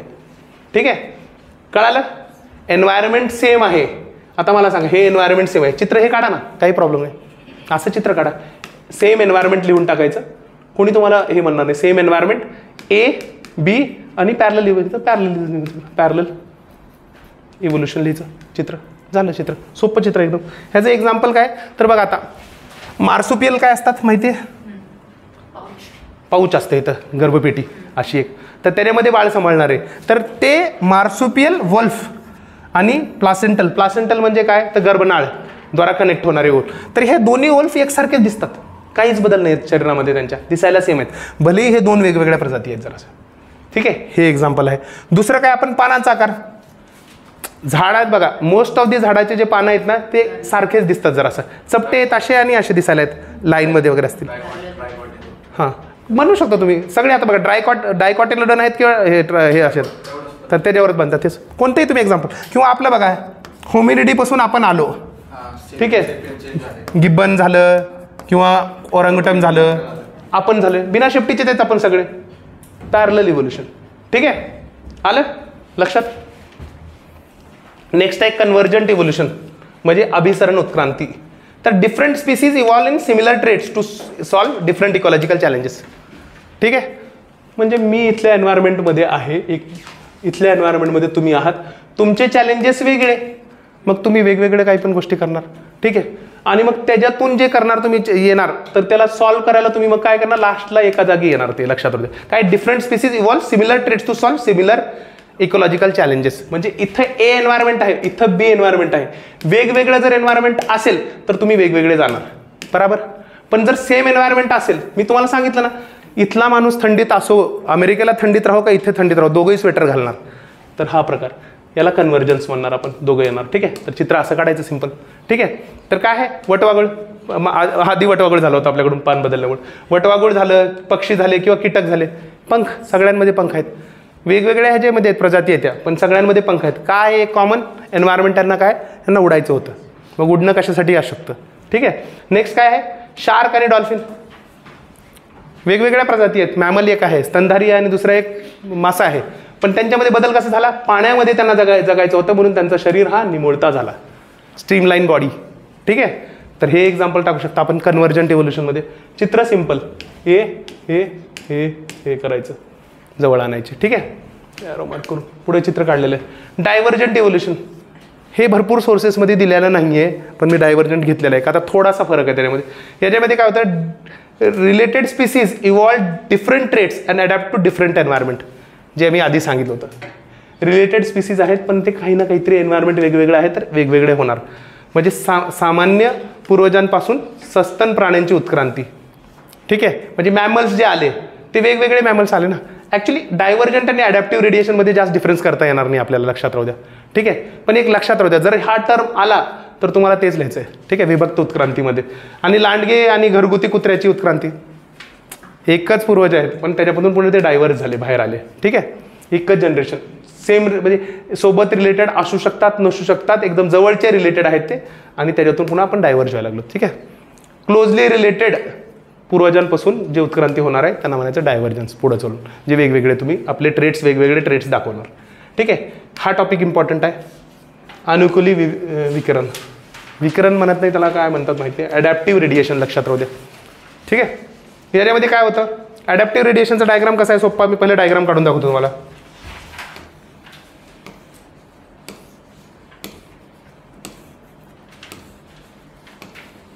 हे चित्र काढायचं, कशासारखं चित्र आहे हे, बेसिकली व्हील, चाक, हब अँड स्पोक, जे तारा दिसतात आपल्या तसं आहे हे. ठीक आहे, तर याच्यामध्ये आपण काय म्हणतो, डायव्हर्सिफिकेशन ऑफ सिंगल ॲन्सेस्ट्रल स्पीसीज, म्हणजे हे सिंगल ॲन्सेस्ट्रल स्पीसीज होती, त्याच्यापासून मग हे छोटा ए, छोटा बी, सी, डी, ई आणि एफ आले. एका ॲन्सेस्टरपासून सगळे येणार. म्हणजे काय, diversification of a single ancestor species into multiple forms to exploit different ecological challenges. Niche जे आहे, तर काय होणार आहे, तुमच्या एन्व्हायरमेंटमध्ये तुम्हाला चॅलेंजेस आले, इथे हे प्रॉब्लेम होती. जसं फॉर एक्झाम्पल आता मला सांगा, एक झाड आहे, हे झाड आहे. तुम्ही सूर खेळलात का लहानपणी कधी? भुईकावळा असतं बघा, एक भुईकावळा माहिती आहे का? काय असतं, ज्याला चढता येत नाही वर, तो खाली पडत राहतो. That is nothing but adaptive radiation. सोप्या भाषेत म्हणजे काय करणार की आपण इथे आता एक वेगवेगळे लोक आहेत किंवा वेगवेगळे प्राणी आहेत आपण धरू. तर हे प्राणी आहे, या प्राण्यांपैकी दुसरा प्राणी आहे, इथं तिसरा प्राणी आहे. तर यांच्यापैकी आता ह्या झाडावर जर जगायचंय तर सगळे इथे जगू शकत नाही किंवा इथे जगू शकत नाही. थोडे पानावर जगणार, थोडे फांद्यांवर जगणार, इथे जगणार, थोडे इथे जगणार, थोडे इकडे जगणार. ठीक आहे. मग तुम्ही काय कराले आहात, तर तुम्ही सगळे सेम, बट तुमचे जे चॅलेंजेस द्यायला लागले त्याच्याप्रमाणे तुम्ही एक एक कोपरा पकडणार. आपण कोपऱ्याला काय म्हणलं होतं, निश. असा रिजन जो माझ्यासाठी कम्फर्टेबल आहे, आरामदायक जागा माझ्यासाठी. मग तो आपला आपला आपण निश पकडणार आणि तिथे आपण ग्रो होणार. का बरं निश पकडणार आपण? नाही, सर्वायवलचे चान्सेस वाढवतो तो. मी जर म्हणजे इथून म्हणजे मला सांगा, आता मी या रूममध्ये आपण सगळे आहोत, आपल्याला माहिती आहे की बाहेर जर आग लागलेली आहे, आपण इथे थांबलो तरच वाचणार आहेत, आपला हे निश होणार, लक्षात राहू दे. पण ज्याला आगनं फरक पडत नाही तो आगीमध्ये पण जाणार, त्यानं त्या आगमध्ये जाऊन काहीतरी अभ्यास करत बसेल, त्याचा तो निश होणार. मग लक्षात राहू द्या. ठीक आहे, कळालं? सोप्या भाषेत म्हणजे झाडाचं एक्झाम्पल तुम्ही झाड काढा ना वेगवेगळे. आता याच्यामध्ये एक्झाम्पल हे आपण माणसाचं मी चित्र काढलं, इथे तुम्ही एक्झाम्पल सर्वात चांगलं देऊ शकता की रेप्टाईल्स जे असतात. ठीक आहे, तर मग ते रेप्टाईल्स कुठं कुठं राहतात, कोणी झाडावर राहतं, वर राहतं, कोणी खाली राहतं. त्याच्यामध्ये थोडे रेप्टाईल्स उडणारे रेप्टाईल्स आहेत, थोडे रेप्टाईल्स पाण्यामध्ये राहणारे रेप्टाईल्स आहेत, मगरमच्छ वगैरे असे. तर मग ते तसं आहे, ते एक्झाम्पल टाकायचं. काय म्हणले? हां, कनेक्टिंग लिंक्स आहेत, बरोबर. ठीक आहे. तर याचं एक्झाम्पल काय, डार्विनच्या फिंचेस. त्याचं मी चित्र टाकलेलं आहे बघा, आहे ना त्याच्यात दिलं तुमच्या ह्याच्यात, डार्विनच्या फिंचेसचं चित्र. डार्विनच्या फिंचेसचं चित्र मी दिलेलं आहे. त्यामध्ये काय आहे की पक्षी वेगवेगळे चोच कसे होतात. आता मला सांगा याच्यामध्ये कसं होणार आहे, डार्विनच्या फिंचेसमध्ये कसं होणार आहे, ज्यांना कडक धान्य किंवा काहीतरी कडक फ्रूट आहे, अक्रोडसारखं वगैरे असं जे फोडायचं आहे, त्यांना कशी पाहिजे चोच, जरा ब्रॉड पाहिजे चोच आणि कडक पाहिजे. पण ज्यांना किडे खायचे त्यांची चोच कशी पाहिजे, निमुळती पाहिजे, एकदम बारीक चोच पाहिजे. किंवा दुसरं आणखी काहीतरी, ज्यांना फक्त आपले नॉर्मल असे सॉफ्ट किडे वगैरे खायच्यात त्यांची चोच नॉर्मल राहणार आहे. मग असं एका पक्षापासून, एका पूर्वजापासून तुम्ही वेगवेगळे चोची आणणार. त्याचं एक्झाम्पल आपण दुसरं कोणतं टाकू शकतो की आधी डायनोसॉर्स होते, डायनोसॉर्सच्या नंतर मॅमल्स म्हणजे स्तनधारी जे होते ते वेगवेगळे इव्हॉल्व झाले. थोडे नदीत गेले, आपल्या पाण्यात गेले म्हणजे वेल, थोडे जमिनीवर आले, थोडे घर बांधून आपल्यासारखे राहायला लागले. ठीक आहे, मग ते इव्होल्युशन. तर तिथे तुम्ही सांगू शकता. मग याचं एक्झाम्पल ॲडॅप्टिव्ह रेडिएशनचं तुम्ही काय टाकणार, एक सर्वात चांगलं एक्झाम्पल आहे डार्विनच्या फिंचेसचं एक टाकायचं आणि दुसरं एक्झाम्पल टाकायचं इव्होल्युशन ऑफ मॅमल्स. आणि दॅट टू इथं स्पेसिफिक टाईम सांगायचा आफ्टर रेप्टाईल्स एक्सटिंक्शन. रेप्टाईलचं एक्सटिंक्शन म्हणण्यापेक्षा किंवा डायनोसॉर संपल्यानंतर म्हणा, जास्त प्रॉपर डायनोसॉर्सचं होईल. ठीक आहे, तर ते एकदम म्हणजे टॉप लेवलचे होते ना रेप्टाईल्स. तर ते डायनोसॉर संपल्यानंतर मॅमल्सची उत्क्रांती जे झाली तर त्याला आपण ॲडॅप्टिव्ह रेडिएशनमध्ये बनवू शकतो. ठीक आहे, चालायचं पुढे हा टॉपिक आणखी एकदा मी डिटेलमध्ये घेतलेला आहे. मोझॅक इव्होल्युशन म्हणजे काय, मोझॅक इव्होल्युशन, मोझॅकला काय म्हणतात माहीत नाही. मोझॅक म्हणजे जाळं असतं जनरली, तर इथे माहीत नाही मला, म्हणून मी मोझॅकच लिहिलं. तर different body parts evolve at different rate. ठीक आहे, एका प्राण्यामध्ये माझे वेगवेगळे बॉडी पार्ट्स आहेत, ते इव्हॉल्व वेगवेगळ्या ह्याच्यामध्ये होणार. ब्रेन स्लो होणार, जे रेट ऑफ ग्रोथ आहे त्या हिशोबानं. बाकीचे जे आहेत, लिव्हर माहिती आहे का तुम्हाला, काय म्हणतात लिव्हरला, यकृत जे आहे, तर यकृत काय होतं थोड्या दिवसानंतर पूर्ण रिप्लेस केलं जातं, का तर त्याचे सेल्स बदलत राहतात. ठीक आहे, पण तसंच इज ट्रू फॉर स्प्लीन वगैरे बाकीचे. स्किन, कातडी पूर्ण बदलली जाते पुन्हा नंतर. ठीक आहे, मग तर आपण टॅटू केलेला का टिकून राहतो, स्किन जर बदलत राहते आपण, हां इपिडर्मल नाही, आपण स्किनच्या खाली करतो बरोबर. तर मोझॅक इव्होल्युशन हे काय आहे, तर जे.बी. जानुश यांनी process of differential evolution of various parts of organism सांगितलं. ठीक आहे, विभेदक बनलेलं आहे, डिफरन्शियल उत्क्रांती, विभेदक उत्क्रांती. तर जानुशने ह्याला काय म्हणला, मोझॅक रिव्होल्युशनला मोझॅक इव्होल्युशनला process of differential evolution of various parts of organism. तेच आहे सेम, वरचं पाठ करा खालचं पाठ करा, दोन्हीपैकी. नाव लिहून टाकलं, हे जानूश नाव जर लिहिलं तर मार्क जरा जास्त पडायचे चान्सेस आहेत. ठीक आहे, याचं काय आहे तर आता बघा आर्किओप्टेरिक्स. आर्किओप्टेरिक्स काय होता, रेप्टाईल्स आणि बर्ड्समधला होता, की असा डायनोसॉर होता ज्याला पंख होते. तर डकबिल प्लॅटिपस येऊ शकते, एक्झाम्पल येऊ शकतं. ठीक आहे, आणि पुन्हा काय ऑस्ट्रेलोपिथेकस. ऑस्ट्रेलोपिथेकस कुठली कनेक्टिंग लिंक आहे आपण वाचलेलं पहिल्याच याच्यात सांगा. हां, माकडामध्ये आणि आपल्यामधली लिंक आहे, तर ते आलं. तर मोझॅक रिव्होल्युशन म्हणजे त्या, आता याच्यामध्ये मला सांगा, मी याला ऑस्ट्रेलोपिथेकसला का पकडलं, मोझॅक रिव्होल्युशन रिव्होल्युशनच म्हणायला लागलो मी मग. मोझॅक इव्होल्युशनमध्ये का बरं ऑस्ट्रेलोपिथेकस, बरोबर. त्याच्यामध्ये काय दिसलं, हे आपण स्कल जर बघलं तर त्याचं तोंड पुढं आलेलं होतं, हे माकडासारखं झालं तोंड. ठीक आहे, आणि त्याचे पाय बायपेडिझम होता तो, म्हणजे हे गुण आलं माकडाचं आणि हे गुण आलं माणसाचं, म्हणजे दोन्ही दिले. म्हणजे एकाच टायमाला जर सगळं डेव्हलप असतं तर डायरेक्टली तो माणसासारखा दिसला असता ना. म्हणजे चेहरा नंतर डेव्हलप होता, पुन्हा हे गोष्ट डेव्हलप झाली. ठीक आहे, कळालं एक्झाम्पल. तर जे पण एक्झाम्पल तुम्हाला लिहायचे ते लिहा. एक आर्किओप्टेरिक्स लिहू शकता, ऑस्ट्रेलोपिथेकस एक लक्षात राहील तुम्हाला. ठीक आहे, पण आपण नंतर करूया रिवाईज, आता नाही सांगत. ठीक आहे, नाही तर नावं फक्त बघा. Dollo's rule, Cope's rule, Gause's rule, parallel evolution, convergent evolution. Converge म्हणजे कन्व्हर्ज एका जागी येणे. ठीक आहे, आणि डायव्हर्ज इव्होल्युशन म्हणजे लांब जाणे. ॲडॅप्टिव्ह रेडिएशन पण तेच आहे, सगळे लांब जाणार एका अँसेस्टरपासून. आणि मोझॅक इव्होल्युशन म्हणजे वेगवेगळ्या ह्याच्यामध्ये आपल्या बॉडीचे पार्ट्स हे होणार, उत्क्रांती होणार त्यांची. आज भरपूर लिहिलं मी. आता बघा हे डायग्राम बघा, डायव्हर्जंट कळालं, सेम आहे अँसेस्टर, त्याच्यातून वेगवेगळे येणार. हे खूप सिम्पल डायग्राम मिळाला मला गुगलवर.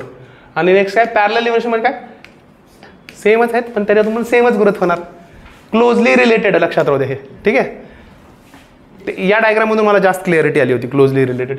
आणि कन्व्हर्जंटमध्ये काय, तुम्ही वेगवेगळे आहात त्याच्यातून पुन्हा सेमकडे जाणार. ठीक आहे, हे डायग्राम काढायचं.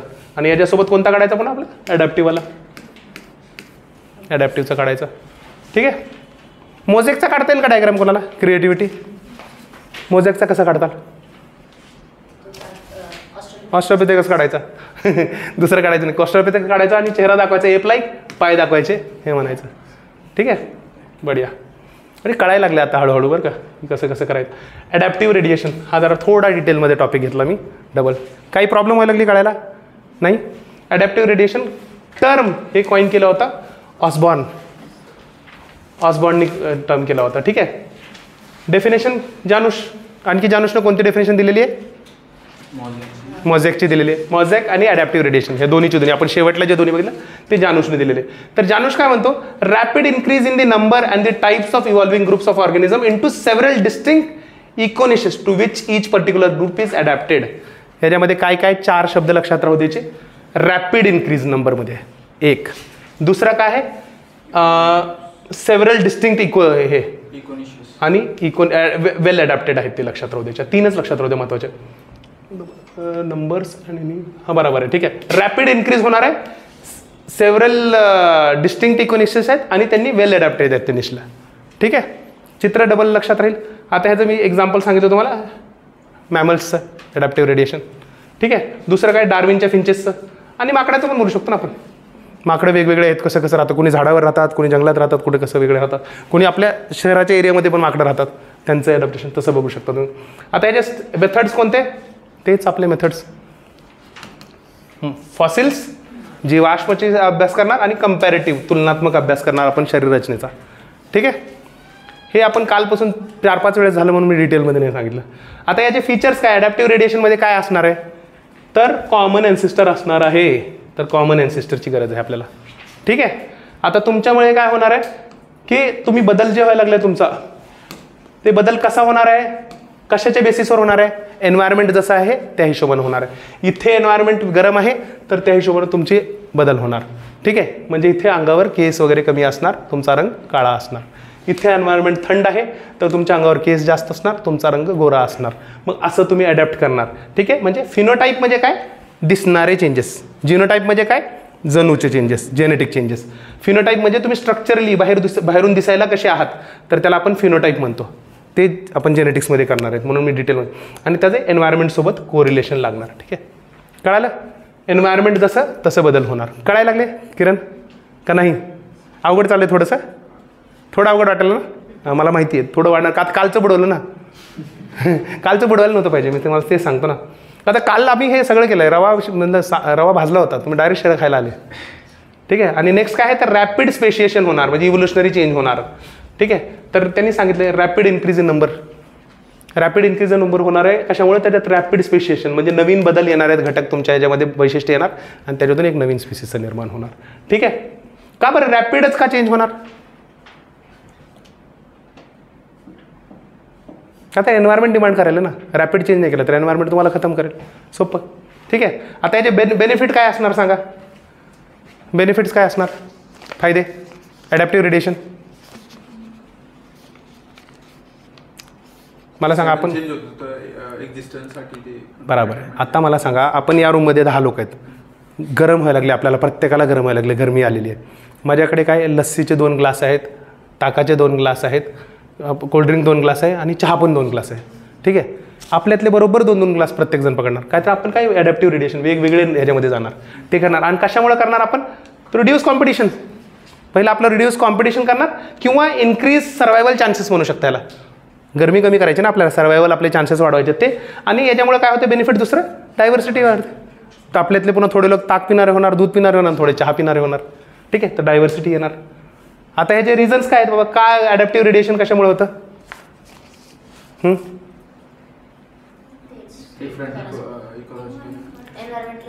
बरोबर आहे. Survival of the fittest. जे फिट आहे त्यांना सर्वाईव्ह होणार आहे, इकोलॉजिकल निश तयार स्वतःचं करणार आहे आणि रॅपिड एन्व्हायरमेंटल चेंज आहेत, हे होणार आहेत रिझन्स. सोपं तेच वर जे सांगितलं आपण तेच नाही. फक्त असं करायचं, जर याच्यावर 15 मार्कर प्रश्न आला तर या हेडिंग करायच्या. पहिलं काय करायचं? Definition. Term coined by Osborn सांगायचं, जानूसची डेफिनेशन टाकायची, एक्झाम्पल्स टाकायचे, डायग्राम काढायचा आणि पुन्हा मेथड्स ऑफ स्टडी टाकायचे की कोणत्यात फॉसिल स्टडी करणार, कंपॅरेटिव्ह ॲनाटॉमी करणार, फीचर्स 3-4 आणखी बनवू शकता तुम्ही आपण वाचल्याप्रमाणे. बेनिफिट्स काय आहेत ते सांगायचं आणि त्याचे रिझन्स वर घेतले तरी चालेल. ठीक आहे. हे चित्र मी हे म्हणत आहे आज सकाळपासून, म्हणजे मगापासून जेव्हापासून सांगायला लेक्चर चालू केलं. एक कॉमन ॲन्सेस्टर होता, त्याच्यापासून मग चोची वेगवेगळ्या झाल्या. इन्सेक्टिटर असतील तर त्यांची चोच निमुळती होणार, सीड इटर्स असतील तर त्यांची चोच नॉर्मल राहणार, कॅक्टसवाले असतील तर त्यांची चोच एवढी मजबूत नाही चालली तर चालते का, तर सॉफ्ट आहे सगळं. आणि बर्ड्स आणि हे फ्रुट्स खाणारे असतील तर त्यांची चोच वेगळी असणार. आपलं काय म्हणतात त्याला, वुडपेकरला काय म्हणतात मराठीत? सुतार पक्षी. त्याची चोच बघितली का? कित्येक वेळेस तर ते माहिती आहे का, मारू चोच मारत मारत त्याला ताडकूनच मरून जातो तो, तिथंच अडकून. तर ते तसं आहे. ठीक आहे. वेगवेगळ्या चोच होणार. आता हा एक टॉपिक आहे शेवटचा, मायक्रो इव्होल्युशन आणि मॅक्रो इव्होल्युशन. नसता शिकवला. थांबा, काय असतं मायक्रो इव्होल्युशन सांगा आता तुम्ही. सोपं. मायक्रो म्हणजे काय? सूक्ष्म. म्हणजे छोटे मोठे जे चेंजेस व्हायला लागलेत त्याला आपण मायक्रो इव्होल्युशन म्हणणार. म्हणजे माझ्यातला चेंज मायक्रो इव्होल्युशन असणार, तुमच्यातला चेंज असणार. म्हणजे एका कमी टाईममध्ये जे चेंज व्हायला लागलं. आता माझे आयुष्य छोटं आहे ना, 70-80 वर्षापर्यंत मॅक्झिमम. ठीक आहे. तर मग त्या आयुष्यामध्ये जे चेंज होणार आहेत मायक्रो इव्होल्युशन, तर जे चेंजेस होणार ते सूक्ष्म चेंजेस असणार, त्याला आपण सूक्ष्म चेंजेस म्हणणार. ठीक आहे. कळालं? मायक्रो इव्होल्युशनमध्ये म्हणजे आपण हे चेंजेस बघू शकतो का? बघू शकतो. म्हणजे माझ्यामध्ये जर छोटे होत असतील बदल वगैरे, इंडिव्हिज्युअल आपण चेंजेस बघू शकतो. On the contrary macro evolution म्हणजे काय, तर मोठ्या लेवलला चेंज होणार, स्पीसीजच्या लेवलला चेंज होणार. म्हणजे आपल्या सगळ्यांमध्ये उद्या चलून पिढ्या येणार, पुढच्या एक 30-40 पिढ्या गेल्यानंतर जे बदल होणार त्याला मॅक्रो इव्होल्युशन म्हणजे विशाल चेंज असणार, त्याच्यामध्ये विशाल उत्क्रांती. ठीक आहे. तर त्याच्यामध्ये कशा ते चेंजेस आपण बघू शकणार का? नाही बघू शकणार. डायरेक्टली बघू शकणार आहे, तोपर्यंत जगणार कोण? ठीक आहे. मग आपलं बरोबर आहे ना. तर ते चेंजेस आपण बघू शकणार नाही, पण ते इनडायरेक्टली आपण बघू शकतो. कसं? सेम हे 2 गोष्टी, फॉसिल्स बघणार आणि कंपॅरेटिव्ह ॲनाटॉमी. ठीक आहे. चुकून फोटो माझा कुठेतरी पडल्याला मिळणार. मॅक्रो सडन नसणार ना. हां, मॅक्रो सडन नसणार ऑब्विसली. आता आपण म्हणाल ना 40-50 पिढ्या म्हणलं. आणि मला एक सांगा, हे एक रूम आहे, हे एक रूम आहे आणि हे एक रूम आहेत. याच्यामध्ये वेगवेगळे इंडिव्हिज्युअल्स आहेत. तर यांच्या प्रत्येकामध्ये जे छोटा मोठा बदल घडला तो मायक्रो इव्होल्युशन झाला. या टोटल ह्याला आपण पुन्हा ह्या सगळ्यांचा मिळून जो बदल घडणार आहे त्याला मॅक्रो इव्होल्युशन म्हणतो आपण. मॅक्रो मल्टिपल म्युटेशन होणार. बरोबर. याच्यामध्ये हा जो बदल असणार तो एवढा मोठा घडणार, कदाचित त्या बदल घडल्यामुळे नवीन स्पीसीज निर्माण होणार. पण मायक्रो इव्होल्युशनमध्ये छोटी नवीन स्पीसीज होणार का? नाही होणार. काही गरज लागली शिकवायची? तेच आहे बघा आता मी पुढं. मायक्रो इव्होल्युशन म्हणजे काय? स्मॉल जेनेटिक चेंजेस विदिन दी पॉप्युलेशन. ठीक आहे, एका पॉप्युलेशनमध्ये छोटे मोठे चेंजेस आलेत. किती वेळात होणार ते? शॉर्ट पिरियड असणार, कमी वेळेचे चेंजेस असणार. ठीक आहे, विदिन अ सिंगल पॉप्युलेशन सांगितलं. रिझल्ट ह्याचा जो असणार तो कसा असणार? छोटाच रिझल्ट असणार, एकदम नोटिसेबल चेंज. कशामध्ये? जीन्समध्ये. एलिल्स. आता लक्षात ठेवू नका, जीन्समध्ये काही छोटा मोठा चेंज बदल झालेला असणार आहे. चांगला बदल मला एक सांगा बरं, ह्याचं एक्झाम्पल कोणतं आहे आपलं सांगा. कोविड. Very good. चॉकलेट तुमचं एक तुम्ही काल मी चॉकलेट आणले होते माहिती आहे तुम्हाला? सगळ्यांनी खाल्ले तुमच्या नावानं. माझ्याकडे आहेत तसे 2-3 असतील. हा आहेत. ठीक आहे, तर बघा आता म्हणजे जे चेंजेस असणार तर ते म्हणजे ते नोटिसेबल चेंजेस असणार. कोविडमध्ये काय झालं? आपल्या बॉडीमध्ये काहीतरी प्रत्येकाचे चेंज झाले. मग आता बघा, कोविडमध्ये मी म्हणत नाही की म्युटेशन झालं असेल, पण आपल्या बॉडीमध्ये वेगवेगळे चेंजेस झाले. कोणी म्हणतं की माझं रक्त घट्ट व्हायला लागले आता, आठवते का? हां, अँटीजन अँटीबॉडीजमध्ये बदल झाला आपल्या बॉडीमध्ये. बरोबर आहे, झाले, भरपूर बदल झाले. मी सांगतो ना, कोणी कोणी असं म्हणतं की आत्ता जे रक्त गोठून जे होणारे त्रास आहे, ब्लड क्लॉटिंगमुळे होणारे त्रास, ते वाढलेले आहेत. सगळ्यांमध्ये होतो का? नाही होत. तुमचं व्हेरिएशन आलं वेगळं. ठीक आहे, मग असे वेगवेगळे जे चेंजेस कोविडमध्ये आले हे काय झालं? हे मायक्रो इव्होल्युशन झालं. ठीक आहे, मायक्रो इव्होल्युशन झालं. आता हेच जर अशा गोष्टी आपल्या किती आल्या असतील प्रॉब्लेम्स आतापर्यंत मागच्या करोडो वर्षामध्ये, तर ते मॅक्रो इव्होल्युशनमध्ये येणार. तर याचं एक्झाम्पल काय? Insecticide resistance. पेस्टमध्ये आपण टाकतो, पेस्टिसाइड वगैरे टाकतो, किडे मकोडे टाकतो. थोड्या वेळानंतर ते मुंग्या मारायचं औषध टाकलं की मुंग्या खात बसतात ते औषध. माहिती आहे का? तुम्ही बघितलं का? ते काय होतं? रेजिस्टन्स डेव्हलप होतं त्याच्यात. आपल्यामध्ये अँटीबायोटिक रेजिस्टन्स. एखादा अँटीबायोटिक देतो, डॉक्टर का म्हणतो 5 दिवसाचा कोर्स आहे, 2 टाईम आहे, तर पूर्ण दिवस घ्या. आपण काय करतो? मेडिकल स्टोअरला जाऊन 2 दिवसाचा घेतो, बरं वाटायला की बंद करतो. पुढच्या वेळेस हे ड्रग कामच करत नाही. हे 100 रुपयाचं होतं, आता पुढच्या वेळेस लागतं 200 रुपयाचं किंवा 500 रुपयाचं. ते आहे, त्याला अँटीबायोटिक रेजिस्टन्स. टीबीमध्ये कसं झालं? टीबी ट्रीट करणे खूप सोपं होतं. नाही, वॅक्सिन नाही, मी सांगा, टीबीच्या ट्रीटमेंटसाठी एकदम जे फर्स्ट लाईन ड्रग्स आहेत ते काम करायचे एकदम चांगल्यापैकी पहिलं. पण प्रॉब्लेम काय झाला? आपण डोजेस वगैरे नाही घेतले, सगळ्या गोष्टी केल्या, तर मग त्यामुळे आता सेकंड लाईन ड्रग्स पण काम करत नाही. आता तर असं झालं की मल्टी ड्रग रेजिस्टन्स टीबी आला, MDR टीबी. आणि आता तर दुसरा आहे टोटल ड्रग रेजिस्टन्स टीबी. सर्वात घाण रोग आहे टीबी, माहिती आहे तुम्हाला? असा प्रत्येक ऑर्गनला बॉडीचा होऊ शकतो. ब्रेनचा टीबी होऊ शकतो, कशाचाही टीबी होऊ शकतो. मी आता एक थोडंसं आणखी सांगतो. पण टीबी आणि रेबीज आणि एक टिटॅनस, हे 3 रोग असे आहेत ना, एकदम बेकार रोग आहेत. टीबी कशाला पण होतो, टीबीमुळे माणूस मरतच नाही, बाकी दुसरे काही ना काही गोष्टी करतो आणि त्यांना मरतो. टिटॅनस तेच सांगितलं मी. टिटॅनसमध्ये पण कसं होतं? इलाज नाहीच ना, एकदा झाला की आधी वॅक्सिन घ्यायला पाहिजे. ठीक आहे, म्हणजे झाल्यानंतर म्हणजे लागलं वगैरे तर लगेच वॅक्सिन घ्यायचं. झालं एकदा की नाही. रेबीजमध्ये पण तेच आहे तसंच.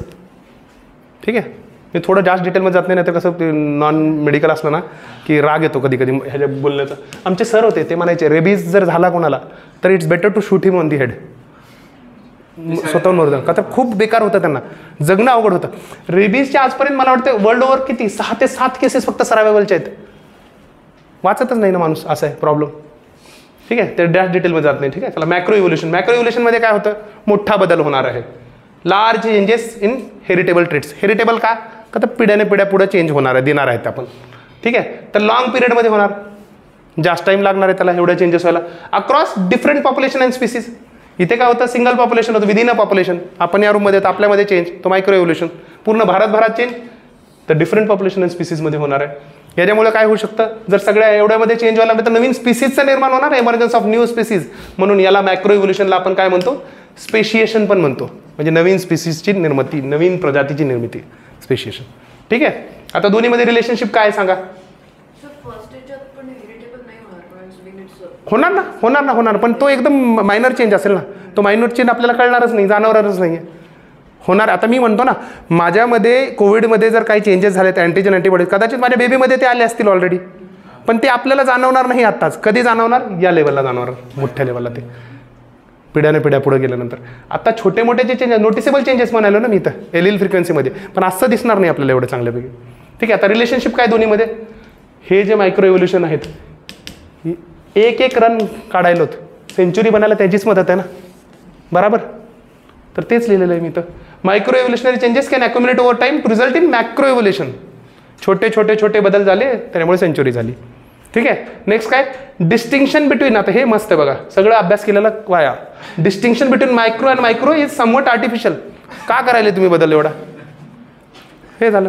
ठीक आहे. क्रिटिसिझम म्हणून पण लिहू शकता एक पॉईंट तुम्ही खाली, हा पॉईंट. आणि macro evolutionary changes takes place on time scale that are hard to observe directly. कोण जगणार एवढे दिवस, म्हणून आपण कसं बघणार, डायरेक्टली म्हणलं ते इनडायरेक्टली बघणार. कसं, फॉसिल्सनं, पॅलेंटॉलॉजी वगैरे, आणि दुसरं कम्पॅरेटिव्ह अॅनाटॉमीनं. ठीक आहे. काही आणखी डाऊट याच्याबद्दल, झालं एवढंच. ठीक आहे. चला, आणखी टाईम किती आपल्याला, भरपूर टाईम आहे, 15-20 मिनिट आहेत आणखी. ठीक आहे. मग आजचा टॉपिकच छोटा होता ॲक्च्युली. रिव्हिजन करायची फास्ट एकदा. आज कोणता वार आहे, काय आहे आज? हां ते नाही तुम्हाला नाही माहिती. आज प्रश्न देणार आहे तुम्हाला द्यायला उद्यासाठी. ठीक आहे. किती देऊ मला सांगा बरं? 2 देतो. ॲटलिस्ट 1 लिहून या, ॲटलिस्ट. बरं मग ठीक आहे. दोन्ही लिहिले तर एकदम भारी सराव्यावाला तर फिटेस्ट पुन्हा. ठीक आहे. ज्याने दोन्ही लिहून आलं ना त्याचे पेपर मी बघेन, ज्याने 1 लिहून आलं त्याने चेक करून घ्यायचे स्वतःचे. ठीक आहे. मला द्यायचे. हां काय म्हणले, सगळेच लिहिणार का? ओके ठीक आहे, चालेल. चला, ह्युमन इव्होल्युशन आता कुठून चालू करू? अर्ध झालेलं तिथून नाही करत का, पूर्णच घ्यायचं एकदा? चला पूर्ण घेऊया, काय नाही आहे टाईम तर डबल घेऊया. ठीक आहे. काय बघितले आपण टॉपिक, तर human evolution and emergence of man, मानवीय उत्क्रांती आणि मानवाचा उदय. जैविक आणि सांस्कृतिक घटक काय आहेत ते बघितले, त्या दोघांमध्ये परस्पर संबंध काय आहे ते बघितला. वेगवेगळ्या जे थेरीज आहेत आपल्या जैविक उत्क्रांतीच्या, त्या थेरीज बघितल्या आपण. ठीक आहे. त्याच्यामध्ये थेरीज कोणत्या कोणत्या होत्या आपण, डार्विन पूर्व, डार्विनची आणि डार्विन नंतरची. तर डार्विन नंतरमध्ये आपल्याला महत्त्वाची कोणती, सिंथेटिक थेरी, ते जास्त महत्त्वाचे. आणि आपण वेगवेगळे कन्सेप्ट्स बघितले, आणि त्या कन्सेप्टमध्ये आणखी एक कन्सेप्ट मी ॲड केला, मायक्रो आणि मॅक्रो इव्होल्युशनचा. ठीक आहे. तर आता बघा, ह्युमन इव्होल्युशन काय ते सांगितलं. ह्युमन इव्होल्युशन आपण कुठून स्टडी करायला लागलो? तुम्हीच बोलता का, आज मी बोलत नाही. चला तुम्ही सांगा. हे कालपासूनचं डबल. आता तुम्ही आता उशिरा आले का? हां मग आम्ही ऑलरेडी हे आज सकाळी आता सुरुवात केल्यानंतर हेच सुरुवात झाली, ती रिव्हिजन केलं होतं. तर डबल. किरण तुम्हाला आत्ता बघा, आता थोडं कळेल का, तर सेकंड टाईम व्हायला लागले. एकदा आणखी डबल 2 व्हिडिओ बघा तुम्ही. ठीक आहे. तर बघा आता 6 to 7 million years ago, MYA म्हणतात. ठीक आहे. तर तेव्हापासूनच आपण बघणार. कधीपासून, तर माकडापासून, माकडाचे पूर्वज आणि आपले पूर्वज जिथून विभक्त झाले तिथून आपण अभ्यास करणार आहेत. का करणार आहेत, तर बाबा कुठून आलो आपण, कुठे जाणार आहेत, आणि माझ्यामध्ये आणि तुमच्यामध्ये बदल काय आहे, आणि आपण वेगवेगळ्या वातावरणासोबत स्वतःला अडॅप्ट किंवा अनुकूल कसं केलं ते समजण्यासाठी. ठीक आहे. वेगवेगळे फॅक्टर्स, जैविक फॅक्टर आणि कल्चरल फॅक्टर्स. ठीक आहे. सांस्कृतिक फॅक्टर्स आणि बायोलॉजिकल फॅक्टर्स दोन्ही मिक्स करायला लागलो आजकाल मी बघा. तर बायोलॉजिकल फॅक्टर्स काय म्हणलं आपण, जीन्समध्ये बदल, जीन म्युटेशन झालं, आणि कोण लास्टला डिसाईड करणार, interview panel, environment, natural selection. ठीक आहे. ब्रेन साईज आणि कॉग्नेटिव्ह डेव्हलपमेंट. ब्रेन साईजमध्ये बदल होणार, आणि त्याच्यामुळे आपल्यामध्ये कॉग्नेटिव्ह डेव्हलपमेंट होणार, मेंदूचा आकार वाढणार, आणि त्याच्यामुळे आपले संज्ञानात्मक जे बदल आहेत ते होणार आहेत. म्हणजे complex cognitive functions, problem solving, language, हे वारी गोष्टी येणार आपल्यामध्ये. काही प्रॉब्लेम आले की आपण सॉल्व्ह करणार. ठीक आहे. याच्यामध्ये ते युवाल नोआ हरारी लक्षात राहू त्याचं. आणि ॲडॅप्टेशन टू एन्व्हायरमेंट काय असणार, पर्यावरणासोबत आपण जुळून घेण्यासाठी काय करणार, तर बदल आणणार शरीरामध्ये स्वतःच्या. कल्चरली पण बदल होतात, पण आपण फिजिकल अँथ्रोपॉलॉजी बघायला म्हणून फक्त आपण हे बघणार. काय मेलॅनिनचा चेंज झाला. फॅटची जी लेअर आहे बॉडीमधली ते कुठे जास्त असणार, इक्वेटरचे लोक आहेत का पोलवर जे असणार त्यांच्यामध्ये असणार, पोलवर असणार. जिथं थंडी जास्त तिथं फॅटची लेअर जास्त. ठीक आहे.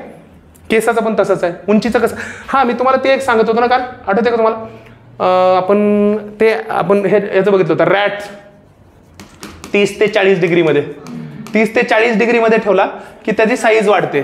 आता मला सांगा, थंड ठिकाणी साईज का वाढते, आपण काल बोललो होतो, कळालं नव्हतं मला असं वाटलं, एकाने विचारलं होतं नंतर का वाढते साईज.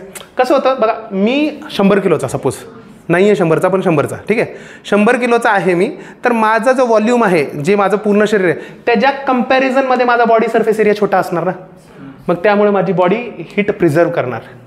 ठीक आहे. म्हणून ते थंड हवेच्या ठिकाणी जे असतात प्राणी ते मोठे मोठे असतात, सील झाले, पोलार बिअर झाले. ठीक आहे. कळालं का नाही कळालं किरण? तुम्ही आणखी एकदा बघा, जरा दमाने बघा ते. ठीक आहे. आता कल्चरल फॅक्टर्स कोणते होते, सांस्कृतिक घटक, तर पहिलं टूल यूज, आपण वेगवेगळे टूल्स वापरायला लागले, वेगवेगळे टेक्नॉलॉजी वापरायला लागलो. टेक्नॉलॉजीमध्ये कोणते एक्झाम्पल टाकू शकता तुम्ही? हँडॅक्स टाका, व्हील टाका ना, व्हील व्हील, सोपं काम झालं एक्झाम्पलमध्ये. व्हील टाका किंवा टूल्समध्ये आपण कोणतेही टाकू शकता, काहीतरी बो अँड ॲरो टाकू शकतो, हँडॅक्स टाकू शकतो. हां, ॲग्रिकल्चरमध्ये आपण त्या टूल्समुळे ॲग्रिकल्चर आलं तसं टाकू शकतो. ठीक आहे. आणि फायर अँड कुकिंग कल्चरबद्दलच आहेत ना, दोन्ही रिलेटेड आहे, तुम्ही कसंही लिहू शकता. फायर अँड कुकिंगमध्ये आपण काय सांगितलं, फायर आल्यामुळे सोपं झालं, खाणं पचणं वगैरे सोपं झालं, त्यामुळे न्यूट्रिशन चांगलं मिळालं. न्यूट्रिशन चांगलं मिळालं म्हणून ब्रेन मोठं झालं. तर ब्रेन मोठं झालं, तिकडे एनर्जी सगळे चालले, म्हणजे कोणता तरी ऑर्गन छोटा व्हायला पाहिजे, ट्रेड ऑफ व्हायला पाहिजे त्याच्यामध्ये. तर मग ते एक्सपेन्सिव्ह टिश्यू हायपोथेसिस आहे ते. तर त्याच्यामध्ये काय झालं, जे डायजेस्टिव्ह सिस्टम आतडे आहेत ते छोटे झाले. नेक्स्ट काय आपण म्हणलो तर लँग्वेज आणि सोशल. लँग्वेज आणि सोशल स्ट्रक्चरमध्ये काय बदल झाले तर वोकल कॉर्ड्स आले, वोकल ट्रॅक्ट डेव्हलप झाला, आपला वाचन संस्था जी डेव्हलप झाली. त्यामुळे काय झालं की आपले ब्रेनचे असे रिजन्स आणि त्याच्यामध्ये काम झालं. ब्रेनचा कोणता रिजन होता मी सांगितलेला,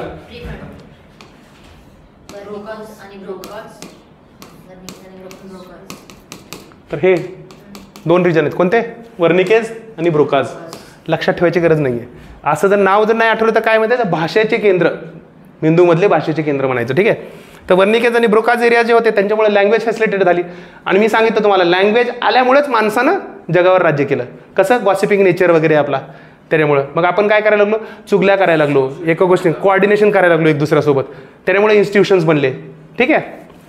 आता मी ते त्याच्यात एक्झाम्पल सांगतो, मॅमथ झाला किंवा हत्ती झाला किंवा एखादा वाघ झाला.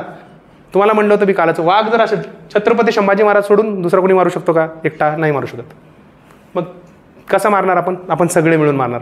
कोऑर्डिनेशन, वाघ इकडे आला की म्हणणार इकडून पकडा त्याला, इकडून पकडा, असं पकडणार, वेगळे वेगळे कोऑर्डिनेशन करून मार. बोलताच नाही आलं तर किती अवघड आहे सांगा. ठीक आहे. नेक्स्ट काय, इंटरॅक्शन यांच्यामध्ये. तर इंटरॅक्शनमध्ये आपण काय बघितलं बघा, डाएट आणि ब्रेनची साईज, आहार वाढला तर मेंदूची वाढ झाली. ठीक आहे. तर एक्सपेन्सिव्ह टिश्यू हायपोथेसिस. आजच्या लेक्चरवर ठरवू नका बरं, घाबरू नका, फक्त मी तेच सांगायला लागले. मला वाटायला लागले चेहऱ्याकडे बघून थोडंसं वेगळं वाटायला लागले, आणि ते वाटणार आहे त्याच्यात. आता माझी चूक नाही आहे त्याच्यात, खरं सांगतो.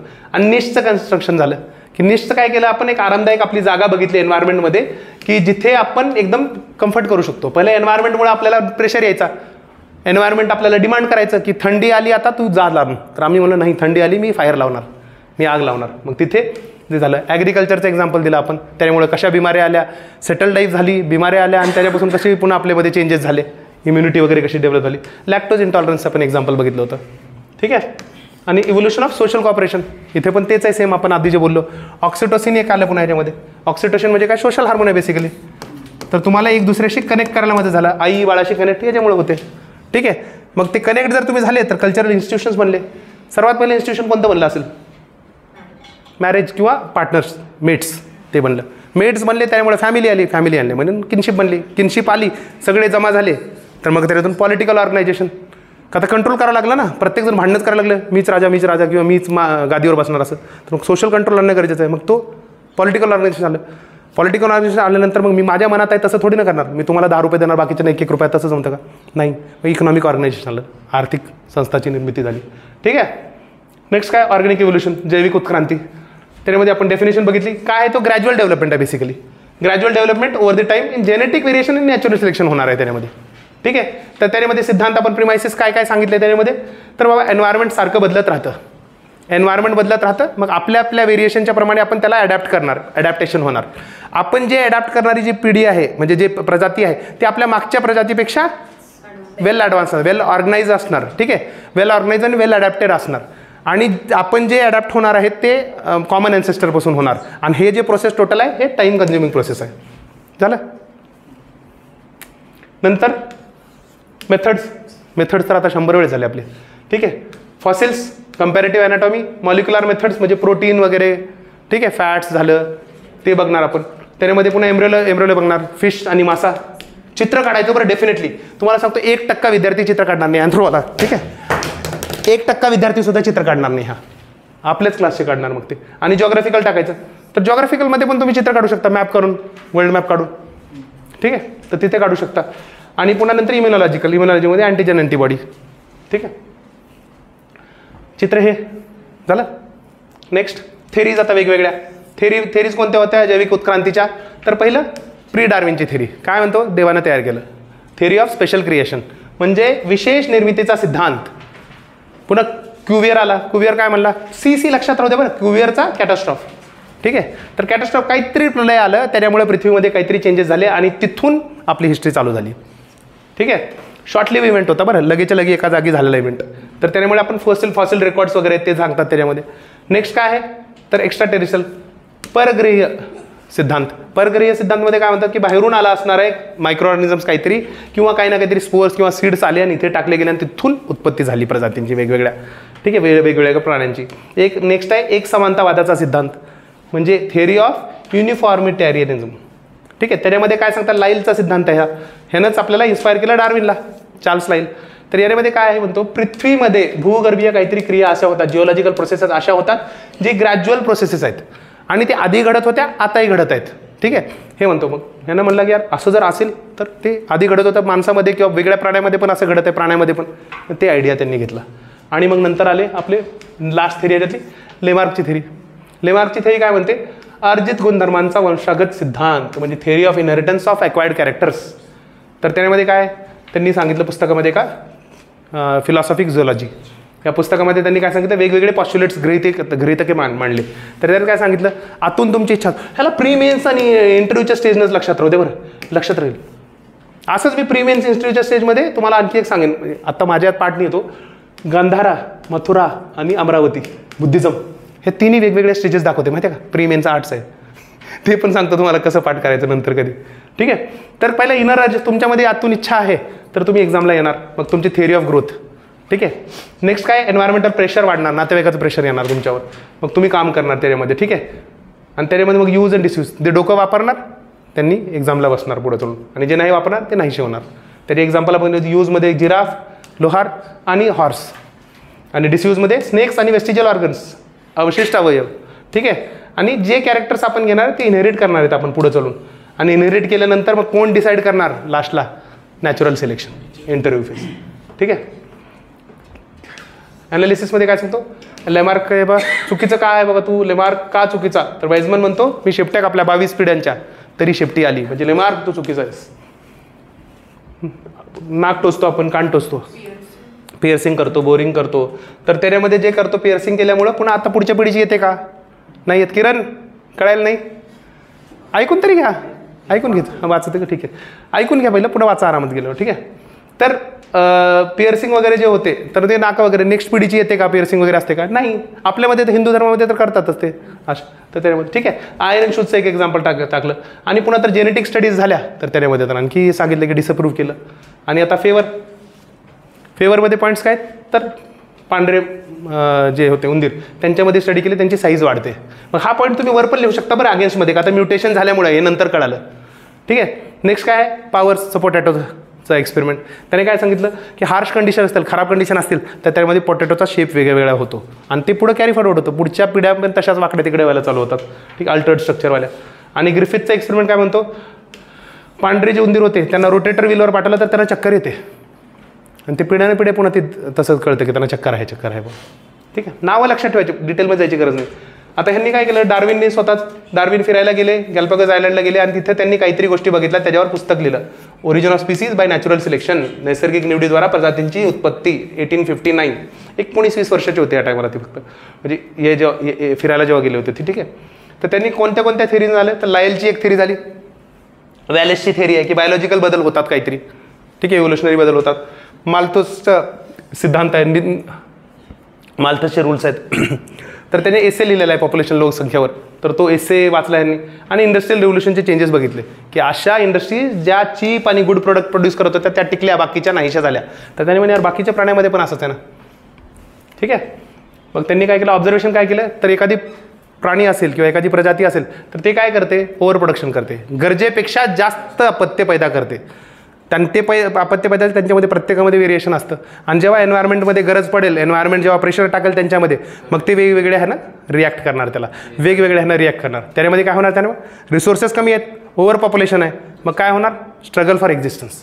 स्ट्रगल फॉर एक्झिस्टन्समधून काय येणार जे फिट आहेत. सर्वात चांगलं एक्झाम्पल इथं कोणतं आहे सांगा बरं आणखी एक. याचं एक एक्झाम्पल आहे आपलं US मधलं नाही ते वुल्फचं ते टाका ना, माहिती असेल तर टाका, कुठलंही टाका एकदम. मी तर आता बघा तुम्हाला कुठलं एक्झाम्पल सांगणार होतो माहिती आहे का.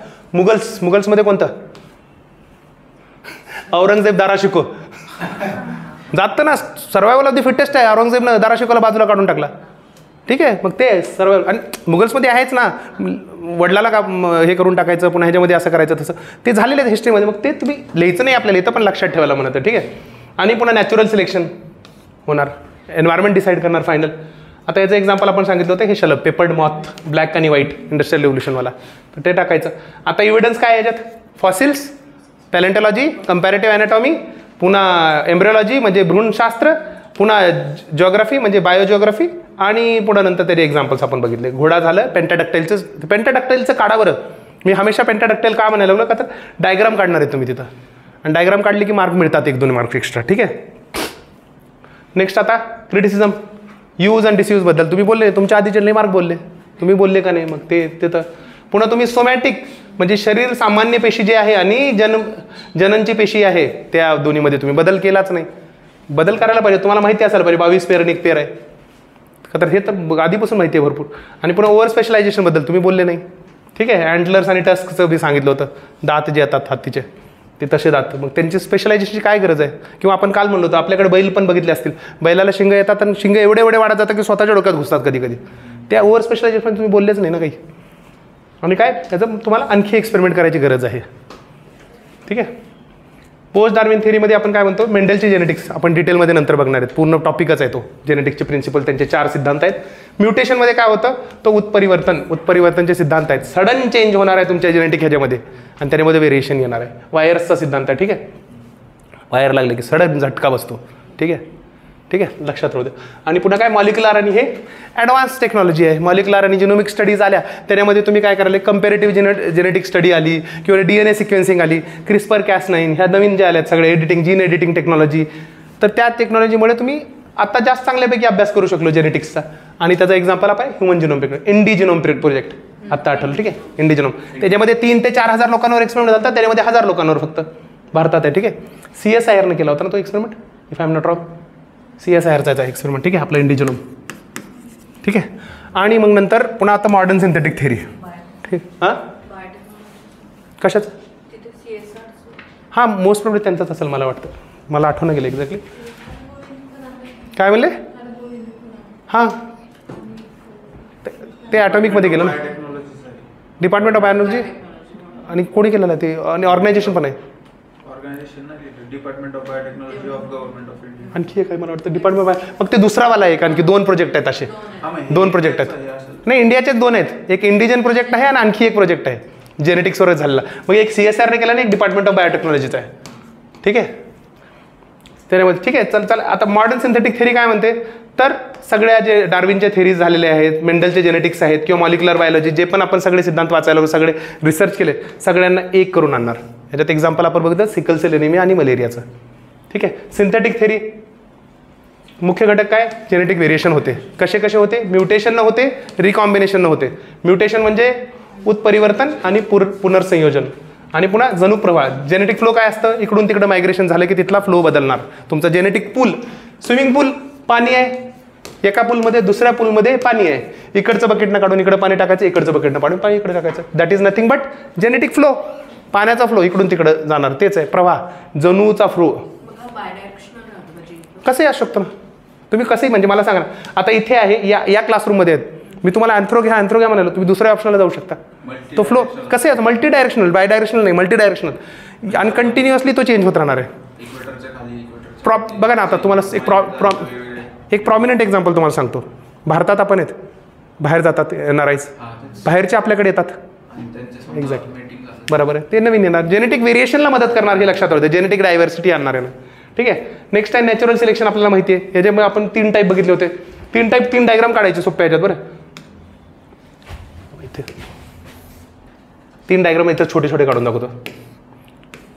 हे मध्ये एक काय, हे कोपऱ्याचे की आयदर धिस और आयदर धिस हे करायचं. ह्याच्यामध्ये काय, हे मधलावाला चूज होणार, आणि ह्याच्यामध्ये काय, साईडचे चूज होणार. ठीक आहे.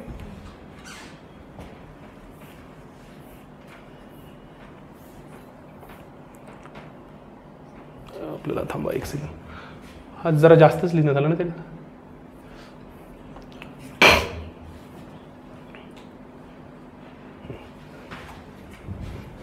तर ठीक आहे, हे झालं आपलं क्लिअर. सिंथेटिक थेरी पण झाली याच्यामध्ये. आणि आपण काय म्हणतो, हां हे एक सांगायचं राहिला पॉईंट, बोललोच नाही याच्याबद्दल. ठीक आहे. आणि बॉटलनेकचं वगैरे सांगितलं, ते नंतर चित्र काढण्याच्या ह्याच्यात गेलो आपण, हा पॉईंटच विसरलो. बरं झालं बघितलं आपण, रिव्हिजन करतो. आता बघा बॉटलनेक इफेक्ट, इथं मी म्हणलं होतं, हे एक्झाम्पल इथं टाकलेलं मी, पिंगल पीस आयलंड जे आहे, इथं काय झालं होतं की टायफून आला होता, सायक्लोन आला होता. सायक्लोन आला 1780ला आणि तिथे काय झालं, तिथली पॉप्युलेशन नष्ट झाली, मोस्ट ऑफ दी पॉप्युलेशन. आणि त्यांच्यामधून जे उरले त्यांच्यामध्ये कलर ब्लाइंडनेस होता. म्हणजे काय म्हणतात, रातांधळेपणा नाही, कलर काय म्हणतात, कलर नाईट ब्लाइंडनेस झाला देतात. कलर ब्लाइंडनेस काय म्हणतात, कलरमध्ये आयडेंटिफाय करू शकतो. ते मला इंग्लिशमध्ये माहिती आहे, मराठीत काय म्हणतात. ठीक आहे. हां, रंग आंधळेपणा. तर रंग आंधळेपणा आला तर मग याच्यामुळे काय म्हणतात, हे जे आयलंड आहे ना, हे आयलंड जे आहे आपलं, हे नाही हो काय, हे लँग्सकेर आयलंड. मी म्हणलं तुम्हाला ते लँग्सकेरचं सांगितलं होतं की शिपिंगला गेले आणि सगळे वेळे जे इथे एक्झाम्पल टाकलं होतं, तरी म्हणलं कसं काय विसरलं आपलं. आणि नेक्स्ट काय, टायफून आला, कलर ब्लाइंडनेस झाला. तर आधी कसं होतं, टायफून येण्याच्या आधी ह्यांच्या 10% पॉप्युलेशनमध्ये कलर ब्लाइंडनेस होता. आता 30 ते 35% पॉप्युलेशनमध्ये कलर ब्लाइंडनेस झाला चालू. ठीक आहे. हे आकडेवारी टाकायची असेल टाकू शकता. दुसरा आणखी एक एक्झाम्पल तुम्हाला सांगतो बरं. अंडमान निकोबार आयलंड आहे बघा. तर Andaman Nicobar island pre independence average height होती त्यांची 5 फूट 6 इंच. आत्ता वाढली हाईट आपल्यामुळे. ठीक आहे. हां, आपण तिथे गेलो मग व्हेरिएशन झालं ना, ते झालं. नाही नाही, एक सेंटिनलीज आहे प्रोहिबिटेड, बाकी सेंटिनलीजची आणखी हाईट बुटकेच आहे बघा, तुम्ही फोटोज बघितलं तर. ठीक आहे. आणि फाउंडर्स इफेक्टचं आपण एक्झाम्पल काय घेतलं, आमिष. आणि हे ट्रिस्टन आयलंड पण एक इफेक्ट आहे. तर ट्रिस्टन आयलंड कुठं आहे माहिती आहे, Tristan island, Saint Helena island ऐकलं का कधी. सेंट हेलेना काय झालं होतं सेंट हेलेनाला. नाही, सेंट हेलेना काय, सेंट हेलेना किती हिस्टॉरिकल इव्हेंट मोठा आहे. फ्रेंच रेव्होल्युशन, हिंट दिली चला.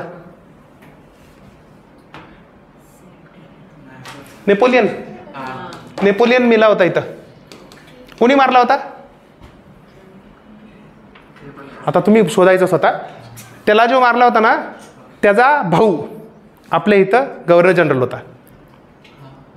आपल्याकडे होता गव्हर्नर जनरल, आता नाव पण डब्ल्यू पासून काय, डब्ल्यू पासून डुप्ले कसं झालं. ठीक आहे. वेलेझली, रिचार्ड वेलेझली आणि एक आर्थर वेलेझली. तर मग ते एकाने तिकडे, रिचार्ड आपल्याकडे होता, हां, मग आर्थर इथं होता, रिचार्डने तिकडे नेपोलियनला मारलं. ते भाऊ होते. असं काही करून कुठे लिंक करायचं आपण, लक्षात राहतं. ठीक आहे. आणि रिप्रोडक्टिव्ह आयसोलेशन म्हणजे काय, की बघा तुम्ही रिप्रोडक्टिव्हली आयसोलेट झाले म्हणजे तुम्ही प्रजनन जर करू नाही शकले तर थोड्या दिवसामध्ये तुमच्यामध्ये बदल होत राहणार. काय कळालं नाही का श्रेया. म्हणजे हां ठीक आहे, म्हणजे जर तुमच्यामध्ये हळूहळू बदल होत राहणार आणि थोड्या दिवसानंतर काय होणार, तुम्ही रिप्रोड्यूस करू शकाल, बट तुमचे जे येणारं अपत्य आहे ते इनफर्टाईल असणार, ते प्रजनन पुढे करू शकणार नाही. किंवा दुसरी कंडिशन काय असू शकते, त्याला 2 टाईप आहेत, एक प्री जायगोटिक आणि पोस्ट जायगोटिक. मी त्याच्यामुळे तुम्हाला जायगोटचं मिनिंग विचारलं होतं आधी आणि तेच विसरलो सांगायचं. तर प्री जायगोटिक जर आयसोलेशन असेल, ते जर टाईपचं आयसोलेशन असेल तर तुम्ही बच्चू पैदाच करू शकणार नाही, म्हणजे इनफर्टाईल असणार इथे, तुम्ही फर्टिलिटीच पुढे नाही, पुढची पिढीच येणार नाही. आणि पोस्ट जायगोटिक आयसोलेशन जर असेल तर याच्यामध्ये पुढची पिढी येणार पण ते इनफर्टाईल असणार. एक्झाम्पल काय पोस्ट जायगोटिकचं,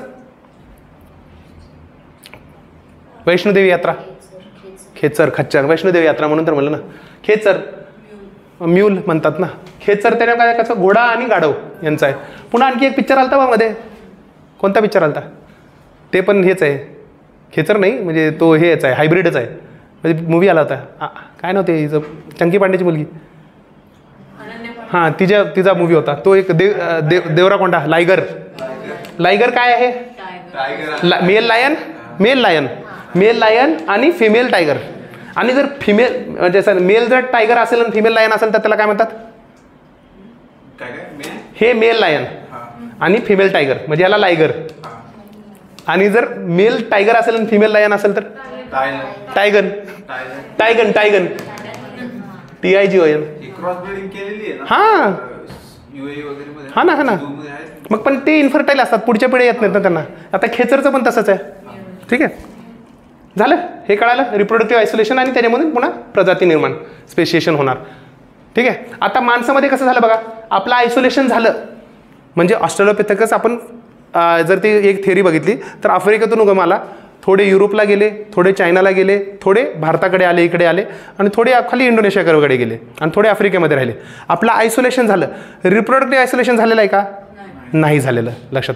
कदाचित आपण आणखी भरपूर दिवस जर पिढ्यानं पिढ्या लांब जर राहिलो असतो तर कदाचित रिप्रोडक्टिव्ह आयसोलेशन झालं असतं. पण आता सध्या काय, अमेरिकन बायको असो का अमेरिकन हजबंड असो, लेकरं होतात ना पैदा. ठीक आहे, मग पिक्चरच नसता आला तो आपला फॉरेनची पाटलीन. ठीक आहे, एवढे वाढले नसते. हां नाही, वाढण्यामध्ये बाहेर त्यांचा काय हात, आपलाच हात आहे. सगळीकडेच होतं ना. ठीक आहे.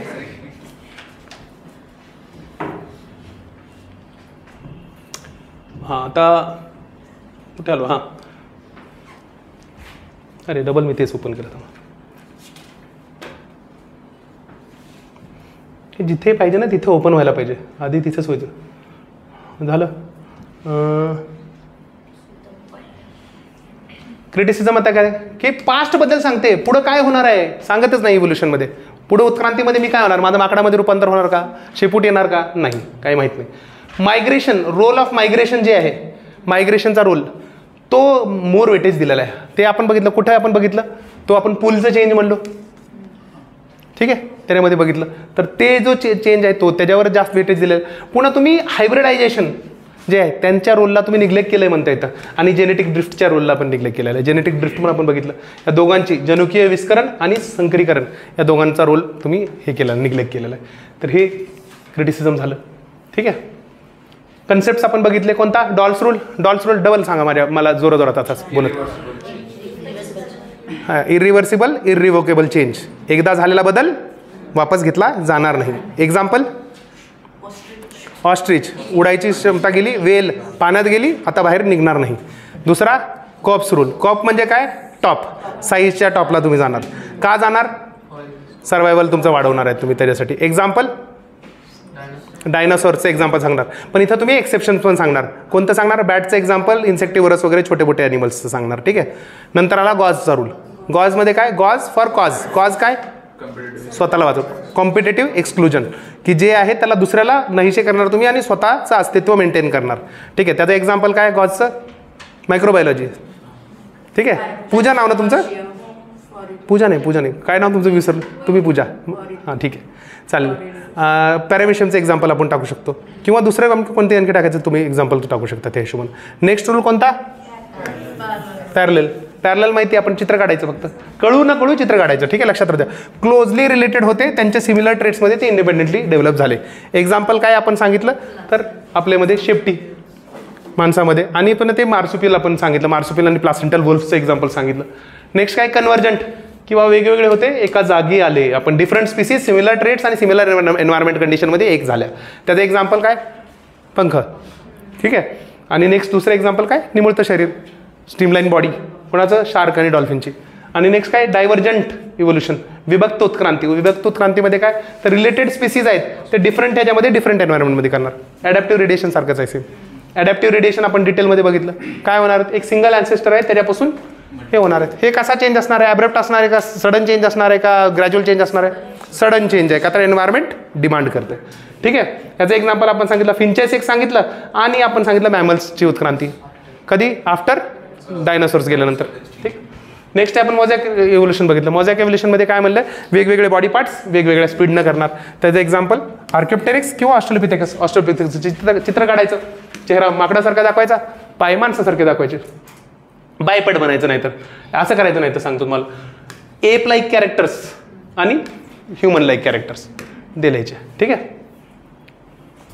आता हे डबल तिथूनच येतं, त्याच्यापेक्षा हे सोपं आहे ना. आता हे चित्र सोपं. Divergent same different, parallel same but same but different, ते आहे ना काहीतरी मीम चालू. आणि ते ए पासून हे एस गेला, हे म्हणजे सेम पासून सुरुवात होते आणि ते पॅरलली इव्हॉल्व होणार, आणि एरियामध्ये वेगवेगळे होते ते सेम होणार आता. आणि ॲडॅप्टिव्ह रेडिएशनचं हे चित्र. ठीक आहे, ॲडॅप्टिव्ह रेडिएशन सांगितलं, ऑसबॉर्नने दिला, जानुसचं नाव टाकायचं, मेथड्स ऑफ स्टडी बघायचे आपण सगळे, ॲन्सेस्टर कॉमन पाहिजे, फिनोटाईप आणि एन्व्हायरमेंटलला कोरिलेशन असणार. जसं एन्व्हायरमेंट बदलणार तसं तुमचं शारीरिक रचना किंवा जे लुक आहे तुमचा ते चेंज होणार. आणि रॅपिड असणार आहे. हे का बरं करतो, कॉम्पिटिशन कमी होणार, सर्वायवल रेट वाढणार आणि डायव्हर्सिटी वाढणार. ठीक आहे, आणि रिझन्स तर सांगितलेलेच आहेत आपण. ठीक आहे, हे चित्र काढता आलं ठीक आहे, ओबडधोबड जसं काढता येईल काढायचं.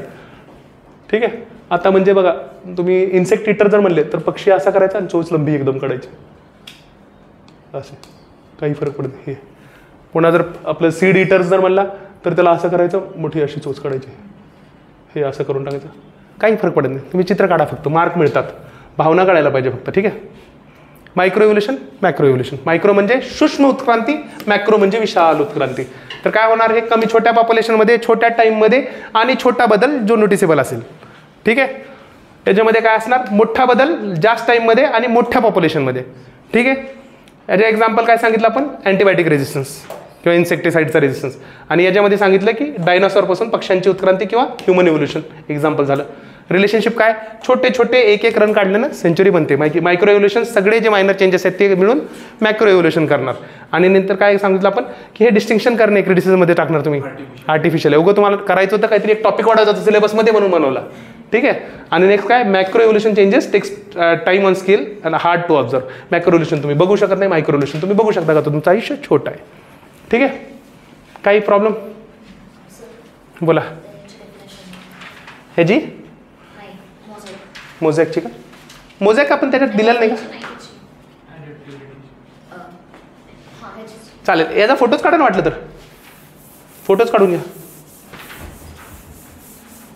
आता नंतर हे व्हिडिओज अपलोड होणार आहे, याचा स्क्रीनशॉट काढायचा नंतर.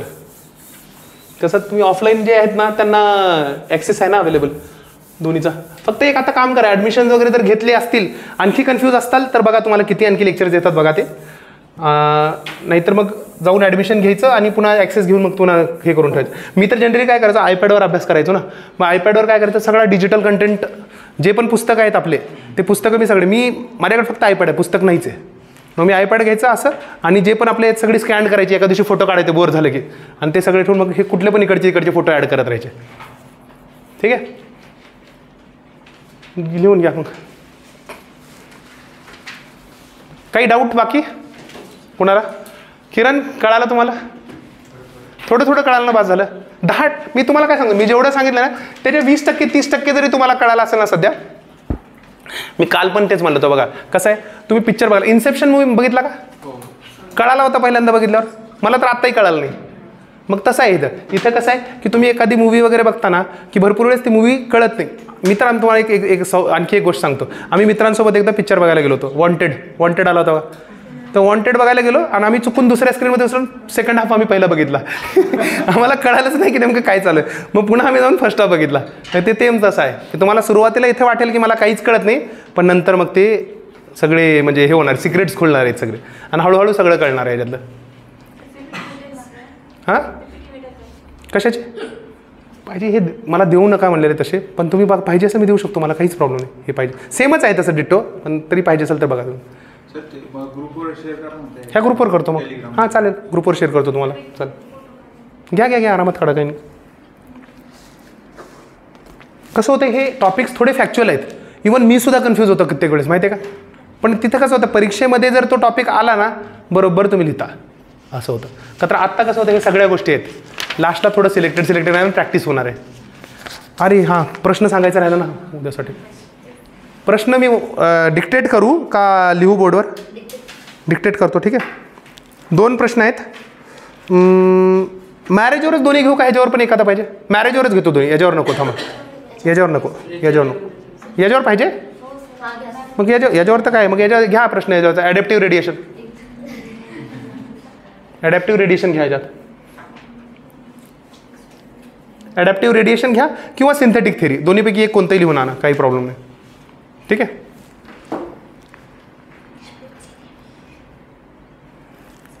चार प्रश्न सांगतो मग टोटल. ठीक आहे. 4 पैकी ॲटलीस्ट 2 कमीत कमी लिहून या. ठीक आहे. एक काम करा, ॲडॅप्टिव्ह रेडिएशन नका लिहू, सिंथेटिक थेरी करा, म्हणजे त्याच्यामध्ये सगळं ॲडॅप्टिव्ह रेडिएशन पण येऊन जाईल थोडंफार. ठीक आहे. जे आवडेल ते लिहा, काही नाही. का तर पहिल्यांदा कसं होणार आहे, तुम्ही लिहिणार आहेत फक्त, मेकॅनिकल वर्क होणार आहे, ते भरपूर चुका होणार आहेत. आणि तुम्ही काय करायचं, हे आन्सर जवळ ठेवायचं. आणि जेव्हा तुम्ही 3 महिन्यानंतर 3.5-4 महिन्यानंतर आन्सर स्वतःच बघताना हसताल. माहिती आहे, कॉमेडी शो होतं ते कपिलचा, त्याच्यापेक्षा भारी काही नसतं. माझ्याकडे माझं फर्स्ट आन्सर लिहिलेलं सुद्धा आहे आतापर्यंत.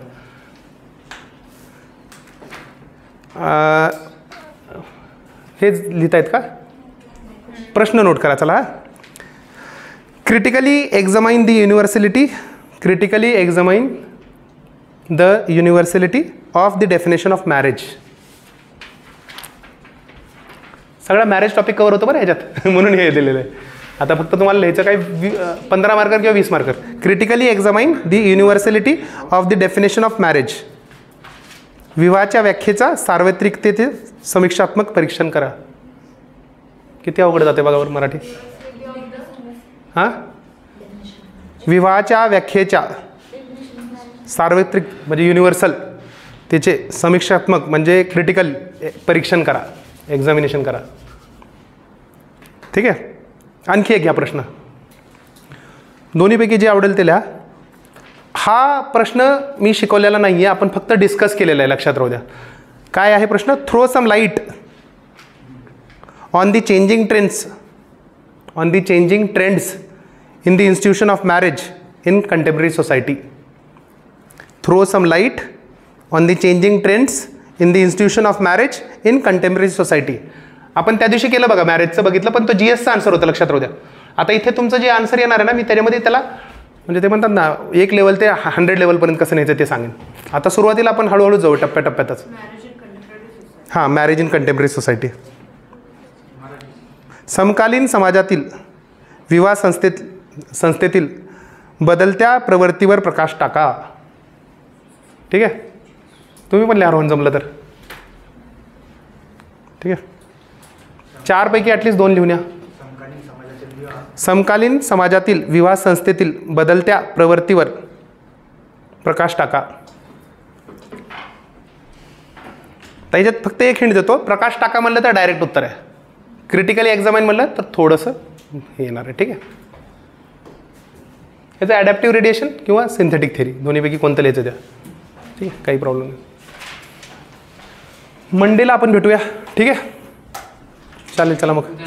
हां, उद्या नाही, उद्या उत्तरं लिहायच्यात ना, ॲटलिस्ट 2 किंवा 3 उत्तर लिहा आरामात. आणि मला वाटत होतं की 5 डेज अ वीक आता आपण सुरुवात करू. 2 महिन्यानंतर किंवा जर आपली स्पीड आणखी वाढली की मग पुन्हा आपण बघू 6 डेज अ वीक करायचं. इवन तुमची इच्छा तर मग संडेला पण करूया, काही प्रॉब्लेम नाही मला. ठीक आहे, चालेल. काय विचारायचं होतं? ठीक आहे, चलो मग. Thank you so much. ठीक आहे,